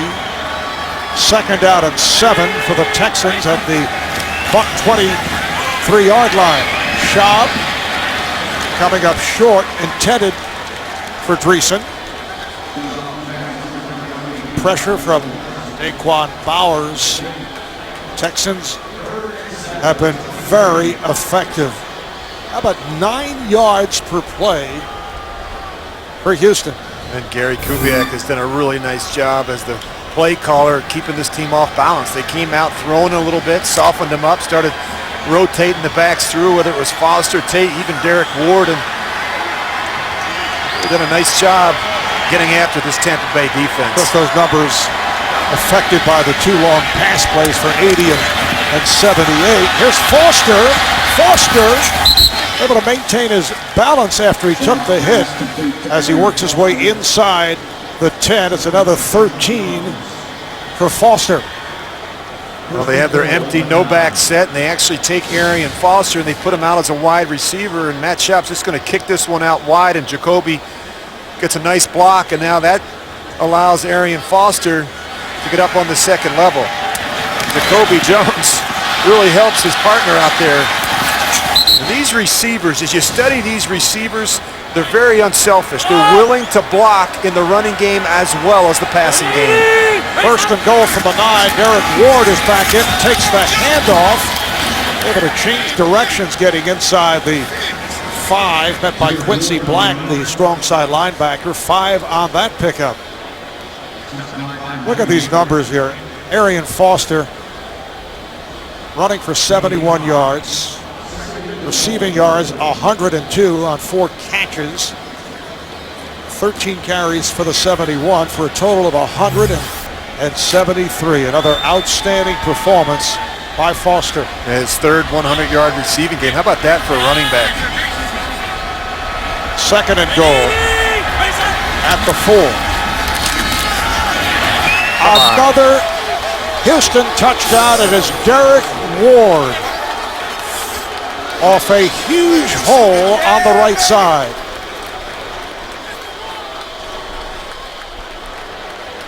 So the Texans extend to a 29-3 lead on a 4-yard TD run for the former Buccaneer. He was here 1 year, Derek Ward. Just watch where these defenders go, and just look at this big hole open up. I mean, I have no idea what everybody's doing. Rondé Barber, he's playing man-to-man coverage on the other tight end. I mean, that is a gaping hole for the back. I mean, they're making it look too easy. All this set up by the interception by Brian Cushing, which placed the ball at the 39 instead of a punting possibility, which would have put it deep in Houston territory, and the Texans able to take advantage. Tonight on 60 Minutes, congressional approval ratings are at an all-time low and are likely to sink further when Americans hear what 60 Minutes has uncovered. Tonight only, CBS. Where we have 2 teams heading in opposite directions. You know, the Bucs inconsistency, and it started early in the game with the penalties and the missed assignments and the turnovers, and you look at the Houston Texans and how well they've really played on both sides of the ball. I mean, offensively, it's been they put on a clinic, and defensively, I mean, they've been just as impressive. And they have not exactly elbowed their way into Raymond Jones Stadium. That's been the case the past couple of years. Once again, the game blacked out in Tampa, well short of a sellout here today. They sold out only 2 games this season. Last year, they did not have any sellouts, so all their games were blacked out. They do have 2 sellouts this season. One coming up against Dallas. Some confusion on the pickup. Briscoe ends up with the football, And he is taken down, tossed out at the 15. It looked like the kicker ended up with it. The hitman. That's our guy, the hitman, Hartman. Some anger. Throw him down. Go with your bad self. Players love that when the kicker goes down and makes a tackle. That's good to see. And he did that earlier in the season. Almost got hurt. Yeah, and that's how he got the nickname. And then Neil Rackers did it a couple of weeks back, and they started calling him the Hitman. First down from the 17, just under 2 remaining in this third quarter. The Texans have a 30-3 lead. And it is picked off. Josh Freeman throwing to the near side, intercepted by Bryce McCain. Well, you can't make this throw if you're Josh Freeman, and throws to your left. This is the ones that have been bothering them, and you throw these out routes. You cannot afford to throw it behind Preston Parker. Just a really alert play there by Bryce McCain, who worked right up underneath the receiver. McCain in his third year out of Utah comes up with his second interception of the season. You see Freeman's numbers in this third quarter as it gets worse and worse for the Bucs. Houston first down at the Tampa Bay 14-yard line.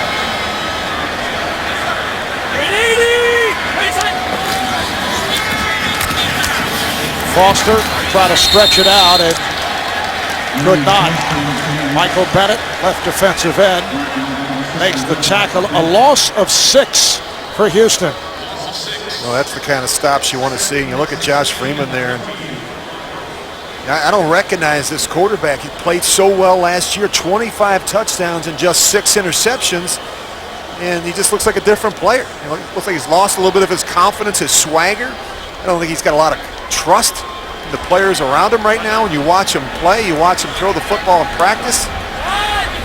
And also doing it with a sprained thumb, which has obviously affected some of his throws. This is Tate. Consecutive interceptions thrown by Freeman. The one by Brian Cushion off a deflection. And just a moment ago, McCain with the pick. It tells you, look at that production there. Arian Foster, 167 yards by himself. The Bucs on the day just 167. And you knew, I said earlier in the game, Marv, they cannot afford to play from behind. And they got off to such a slow start. I knew it was going to be a long day for the Tampa Bay Buccaneers. Slow start, an understatement. Very first play, 80-yard pass reception by Jacoby Jones. Tate thrown back the other way by Ryan Price. Loss of 3. And that is the end of the third quarter. The Texans with a 30-3 lead on the Buccaneers. Fourth quarter about to get underway. Houston adding to its lead in the third. And will look to put up 3 more. It's a 4th and 15 at the 19. So Neil Rackers comes on for a 37-yard attempt with the angle off to the left. He did hit from 22 earlier. High snap was handled, and Rackers is off the mark. And Neil Rackers, who had a point after block right at the start, not able to hit here, and he has been right on target throughout the season. You're watching the NFL on CBS. Back in Tampa, Florida, aerial coverage of today's game being provided by MetLife. A 30-3 lead for the Texans over the Bucs. Buccaneers 1st and 10 from the 27. Greg Lumpkin is back. Josh Freeman working out of the gun. And Freeman completes first down. Ben makes the catch. Second-round pick last year out of Illinois. Stopped by Quentin Demps. It's a pickup of 14. What's the thought here, Rich? Do you stay with Josh Freeman throughout the fourth quarter? You put on Josh Johnson, or do you want Freeman to get some confidence as they look ahead to next week at Green Bay, and then they play the Titans in Tennessee? Yeah, it doesn't get any easier. I think that you just keep sawing wood with Josh Freeman. Time over the middle. Lumpkin out to midfield, short of a first down. Glover Quinn making the tackle. That's good for 8 yards. There's opportunities, Marv, despite the score at 30-3, for this offense to continue to work on things. And, when I look at them right now, we were talking just a moment ago off the air about the fact that they remind me a little bit of Cleveland. And when they can't run the ball, you think about Peyton Hillis, how they're struggling there. They don't scare you at wide receiver. Inside handoff for Lumpkin, who was able to find some room. Has the first down inside the 35. Tackle made by Demps. That's a 19-yard advance. Well, they little inside run out of the shotgun, and this is what you have to do. Change it up sometimes and get in your sub package and run the football with Craig Lumpkin, who's actually been a pretty good player for them this year as their third down back. Lumpkin, a 3-year man out of the University of Georgia. Lumpkin gets to the 30, met by Cushing and Barwin. It has been a very long day for the starting running back. LeGarrette Blunt came in averaging 4.5 yards per carry. Blunt returning last week after missing 2 games with a sprained left knee. Pass over the middle intended for Preston Parker, and a penalty flag is thrown.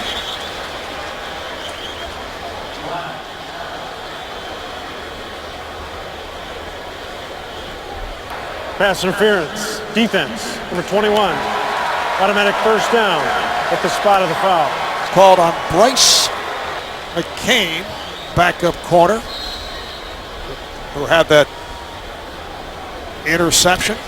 Well, you look where all the throws are going, Marv, right now. They're going to the backs and tight ends. Not throwing the ball to the receivers. Mike Williams to the left. Willius Ben is to the right. And same play. Lumpkin up the middle. Carries for 6.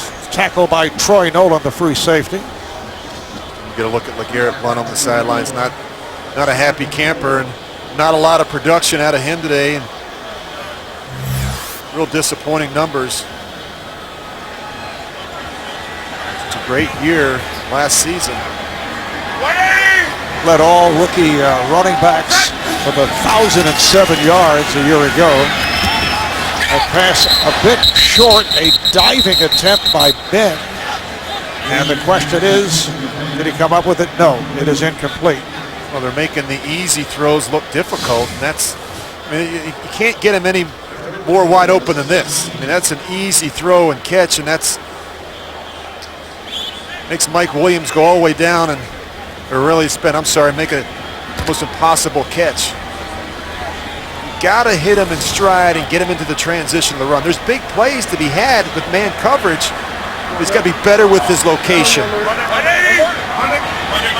Buccaneers looking at a third down and 4, and a timeout taken by Josh Freeman. First timeout of the second half being used here by Tampa Bay. The NFL on CBS is sponsored by TD Ameritrade. State Farm. For auto, home, life, and banking, get to a better state.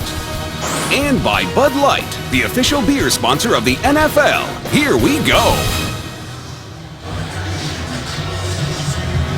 Buccaneers looking at a third down and 4 at the Texan 17-yard line. Houston with the 30-3 lead on Tampa Bay. Josh Freeman having to call that timeout just a moment ago with the play clock running down. Greg Lumpkin remains in for this entire series instead of LeGarrette Blount. And again, Lumpkin trying to get inside the 15, but he is snagged up. Picked up 2. Stopped by Quinn and Reed. And it is a 4th down at about, well, calling it about 2 yards. And they will go for it.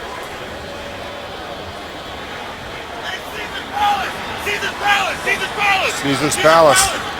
Must be some type of an audible. And a flag down. Did you ever have a play called Caesar's Palace? I've been to Caesar's Palace. I never had a play called Caesar's Palace. Offside, defense, number 96, 5-yard penalty that'll result in a first down. So Tampa Tim Bay. Jamison brought offside. That was the idea of that cadence by Josh Freeman. Let's take a listen. I think he sees the pressure. And the end result is a first down. 1st and goal inside the 10.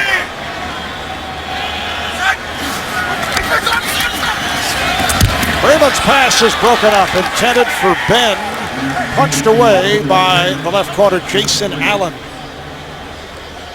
Well, it's a dangerous throw, and Allen, he sees this the whole way, and it's a nice job getting that left arm in there. The receiver has to cross the face of the defender. He's got to be able to use his body and give Josh Freeman an opportunity to make a throw in a tight space. 2nd and goal inside the 10. Freeman. And it is a touchdown. Preston Parker with a diving catch. Late indication. So the Buccaneers with their first touchdown of the day on a 9-yard pass play from Freeman to Parker.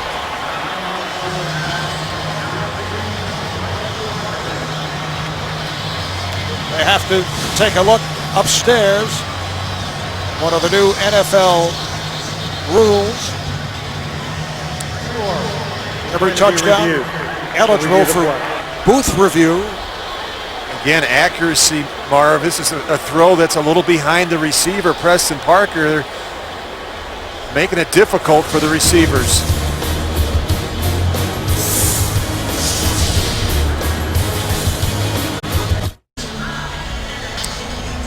We await the call from the review booth on that apparent touchdown catch by Preston Parker.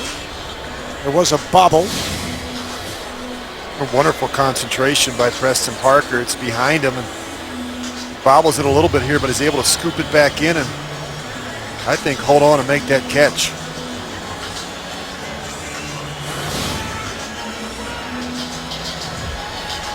Officials on the field waiting for confirmation from the booth. And we'll hear from the referee, John Perry. After reviewing the play has been confirmed as a score with possession. There is unsportsmanlike conduct on Houston for throwing the flag on a play that's reviewable by replay only. That 15-yard penalty for unsportsmanlike conduct will be assessed on the ensuing kickoff. Now you probably get an onside kick maybe. 11-17 remaining in this 4th quarter. And it appears that the Buccaneers are going to go for 2.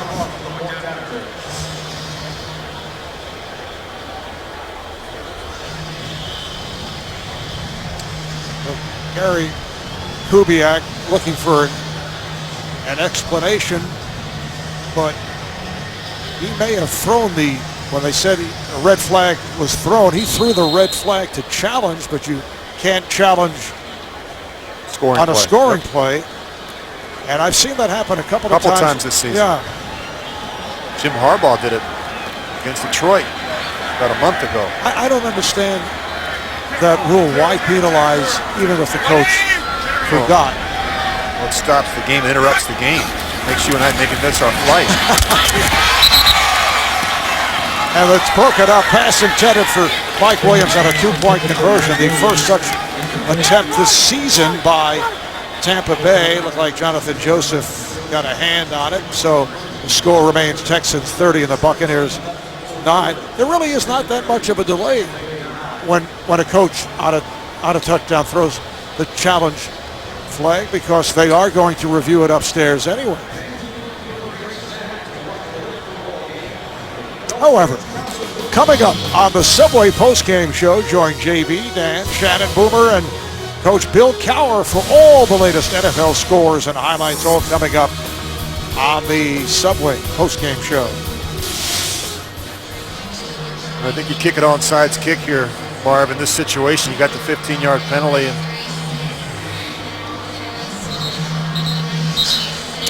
need something good to happen. And the ball back for your offense. Michael Kanan teeing it up. Kanan does the punting and the kickoffs. Connor Barth is strictly a placement specialist.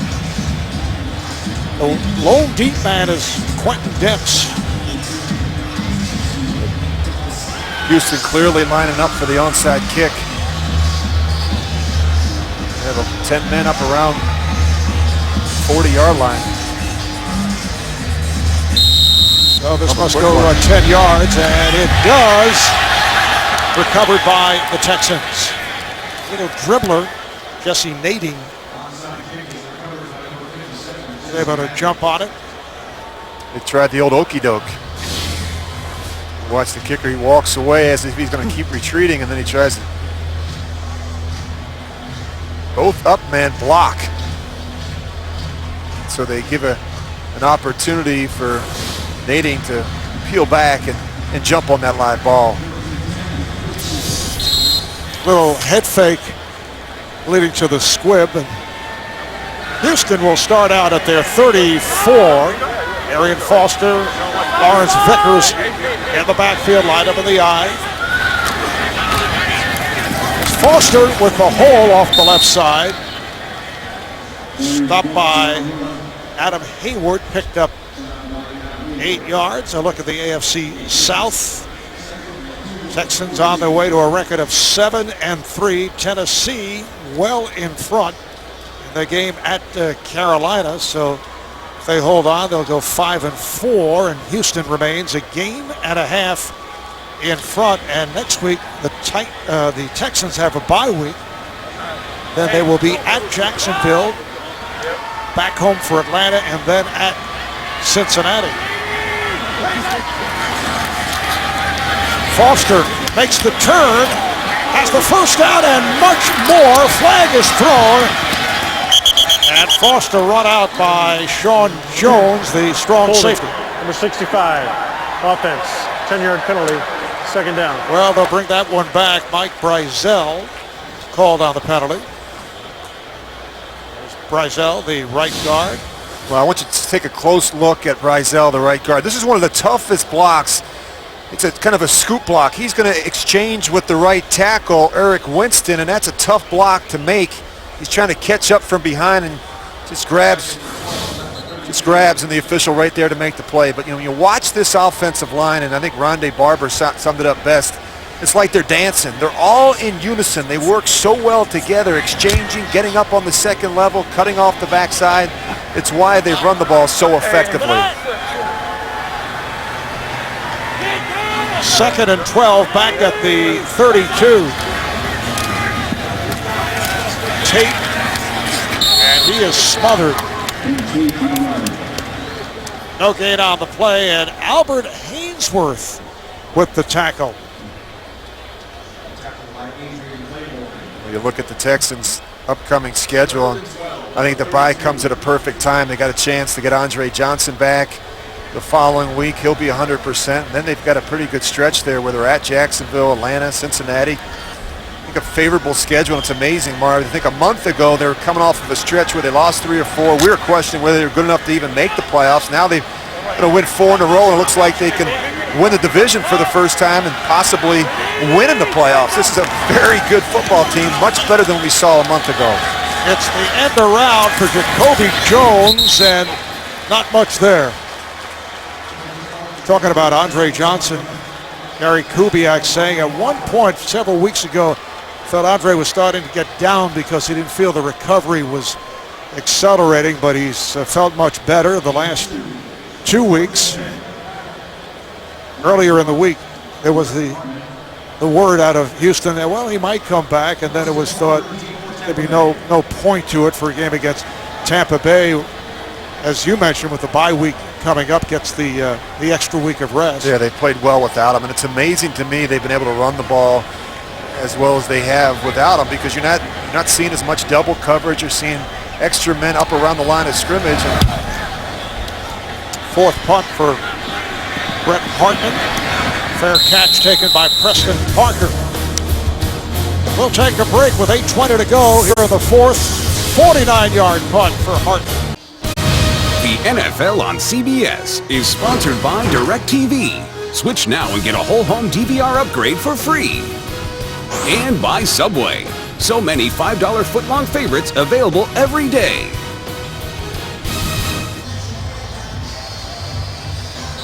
Guys going for a little artistic point of view here. Great Nice camera shot. shots. Yeah. Makes you want to move to Florida, doesn't it? Oh, that's right. You have a place in Florida. Part-time, please. I know how you roll. Please. Our producer Ross Schneiderman, director Mark Grant, spending hours coming up with that shot. Not that they actually had anything to do with it. Incomplete, intended for Greg Lumpkin. Now take a look at this, Rich. Albert Haynesworth, who reported to the Buccaneers on Wednesday, went through 2 practices and a walkthrough.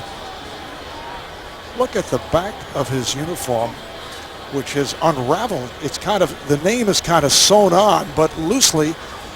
Well, the seamstress didn't have enough time. No. I mean, he got in so late. How about 5 tackles today, surpassing his work with the New England Patriots in 6 games when he came up with only 3.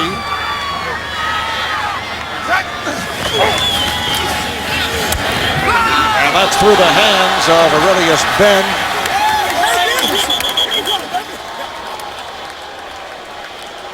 Quentin Depps may have come up with it. Yes, he has.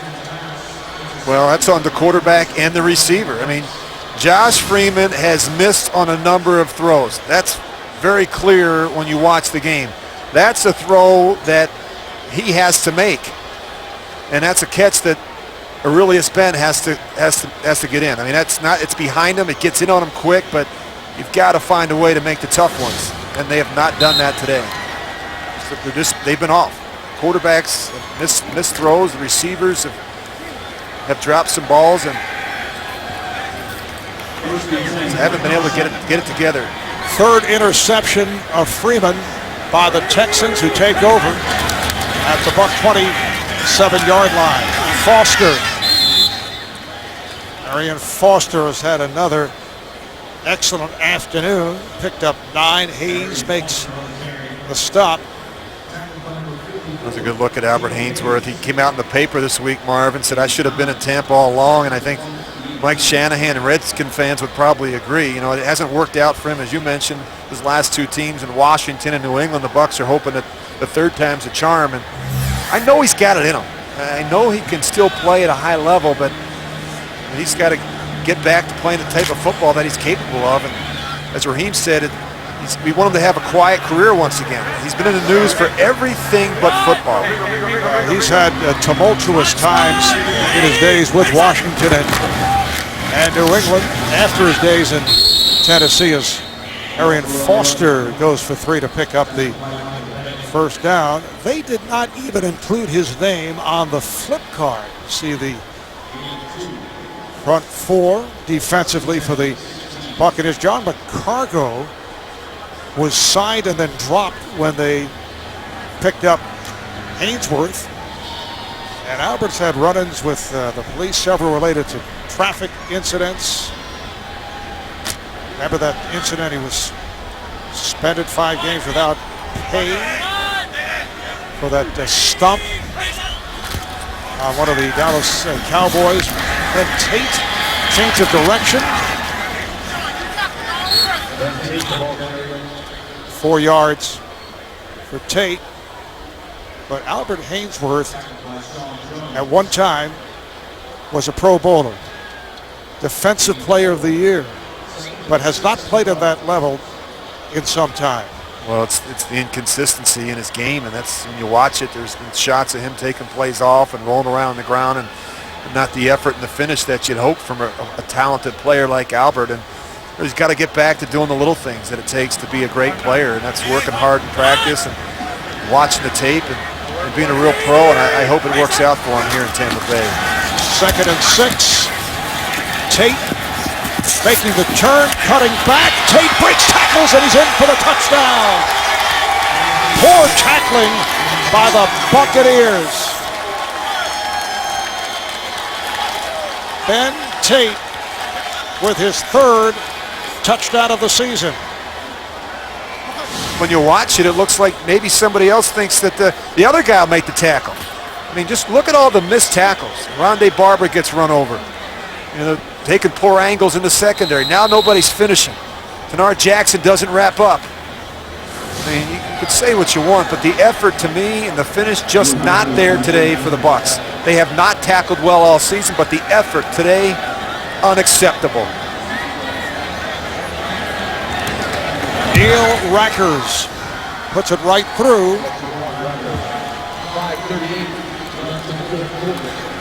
It has been an embarrassing performance here by the Tampa Bay Buccaneers. All 3 Texan running backs have scored. Foster, Tate, and Ward have all been able to cash in.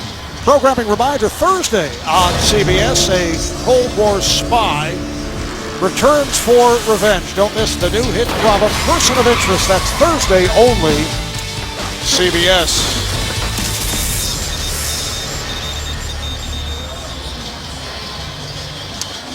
Pretty good production.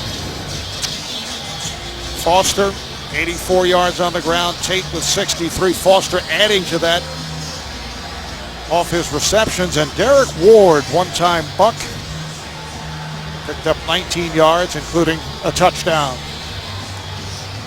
Well, they spread the wealth, and they've got talented backs and an offensive line that's been outstanding all season long. Look at the job that they've done. Dwayne Brown has had a Pro Bowl year, I think, at the left tackle. Wade Smith, Chris Myers having a Pro Bowl year at the center. Bryzell and Eric Winston.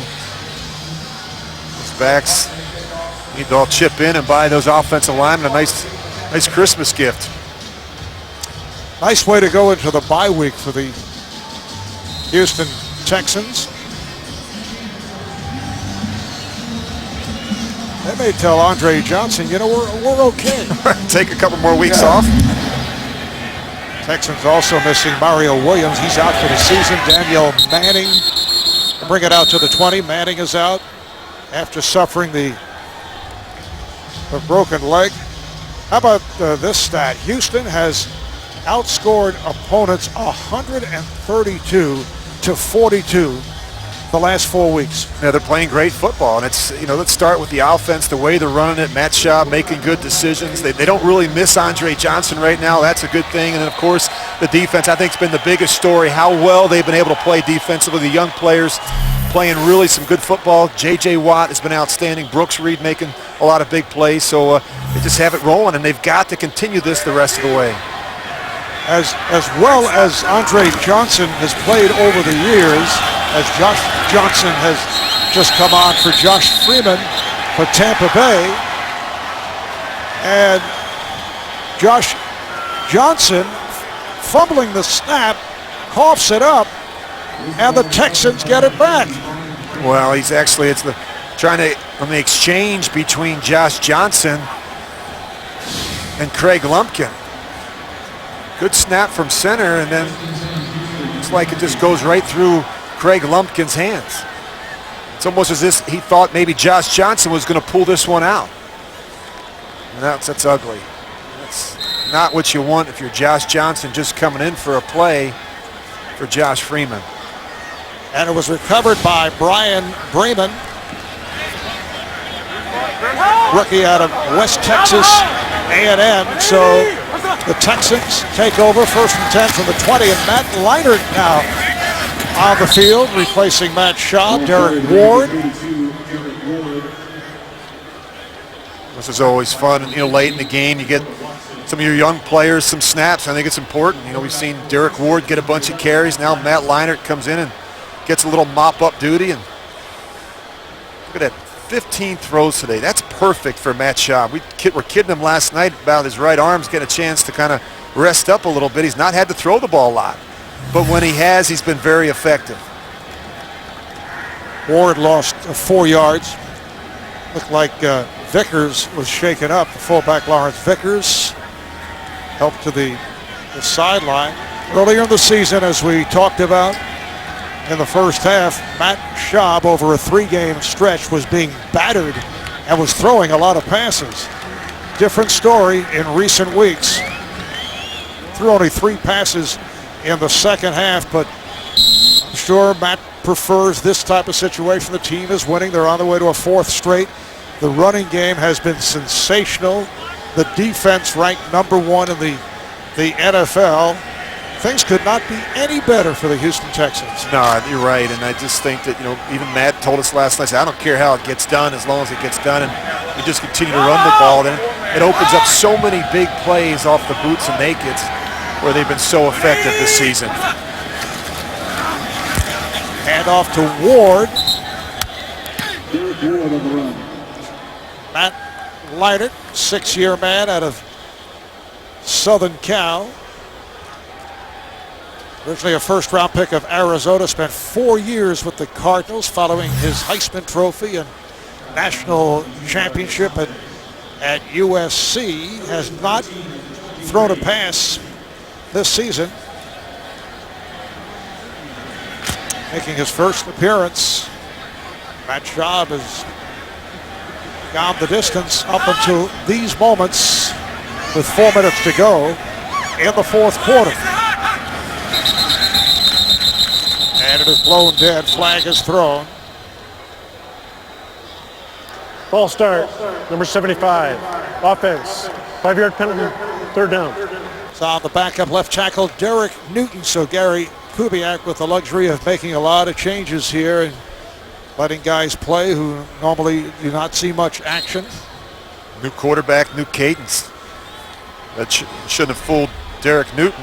He takes a lot of snaps with Matt Leinart in practice with the number 2s and the scout team. So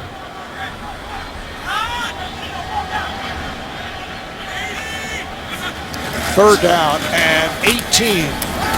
Ward finding some space and works his way inside the 20-yard line, picking up 10. They do such a good job in their zone run scheme of stretching the front side, cut off the backside. They get a man on a man, and they give these backs a 2-way go. And if it's not there on the front side, they do such a good job. They're so patient. They do such a good job getting those linebackers over, pursuing, and then winding it back. And that's where a lot of the big runs have come today against this Tampa defense. Texans not looking to rub it in with a field goal, going for it on a 4th down, 4th and 9 at the 19 as we come up on 3 minutes remaining. Change of direction by Ward, and the ball will go back to Tampa Bay on downs.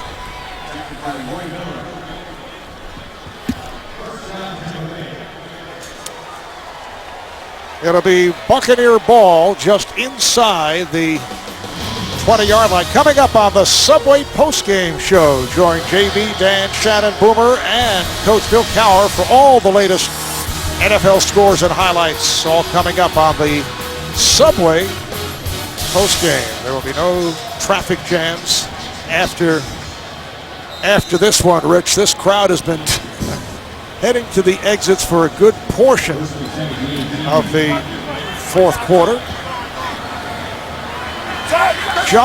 Johnson taking over from Josh Freeman. The handoff to Lumpkin. Josh Johnson out of the University of San Diego, one of the most prolific passers in NCAA history. He has appeared several times in the Wildcat formation. Last week came on and did not work well in the Wildcat, but he has made 4 starts. That was back in 2009. Threw 4 touchdowns, picked off 8 times. Johnson's pass broken up, intended for Sammy Strawder, covered by Jason Allen. Well, Josh Freeman, you look at those numbers, Marv, it's not something that Josh is going to be proud of. Kind of an ugly day. And you talk about the second half possessions for the Bucs. 6 possessions, 4 turnovers, and just not good enough. And I think that thumb is still bothering him. You can see it's wrapped up, and he didn't throw the ball well today. He missed too many throws that he normally makes. 3rd down and 7.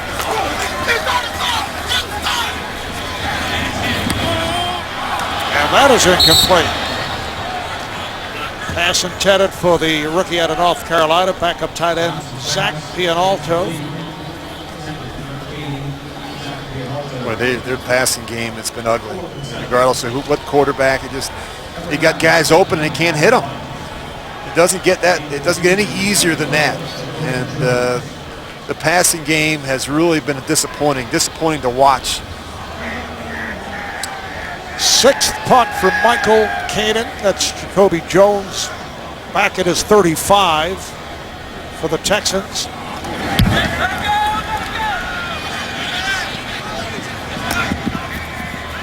And here comes Jones. Not getting much room. E.J. Bigger is able to make the stop. 49-yard punt and a loss of 2. Well, next Sunday, the NFL on CBS featuring doubleheader games, including these matchups, and we'll wind up when the Chargers face the Bears in the Windy City, or the Titans go up against the Falcons. Check your local listings, starting with the NFL Today, presented by Southwest Airlines. We're really going to find out about Cincinnati. They played Pittsburgh today. They got Baltimore next week. They've yet to play either Pittsburgh or Baltimore. We're going to find out just how good of a team they are down the stretch. Houston starting out at the 27-yard line. Derek Ward. And that will take us to the 2-minute warning as Ward picks up 3, met by Quincy Black. It has been all Houston. Texans up 37-9. 2 minutes remaining, 4th quarter.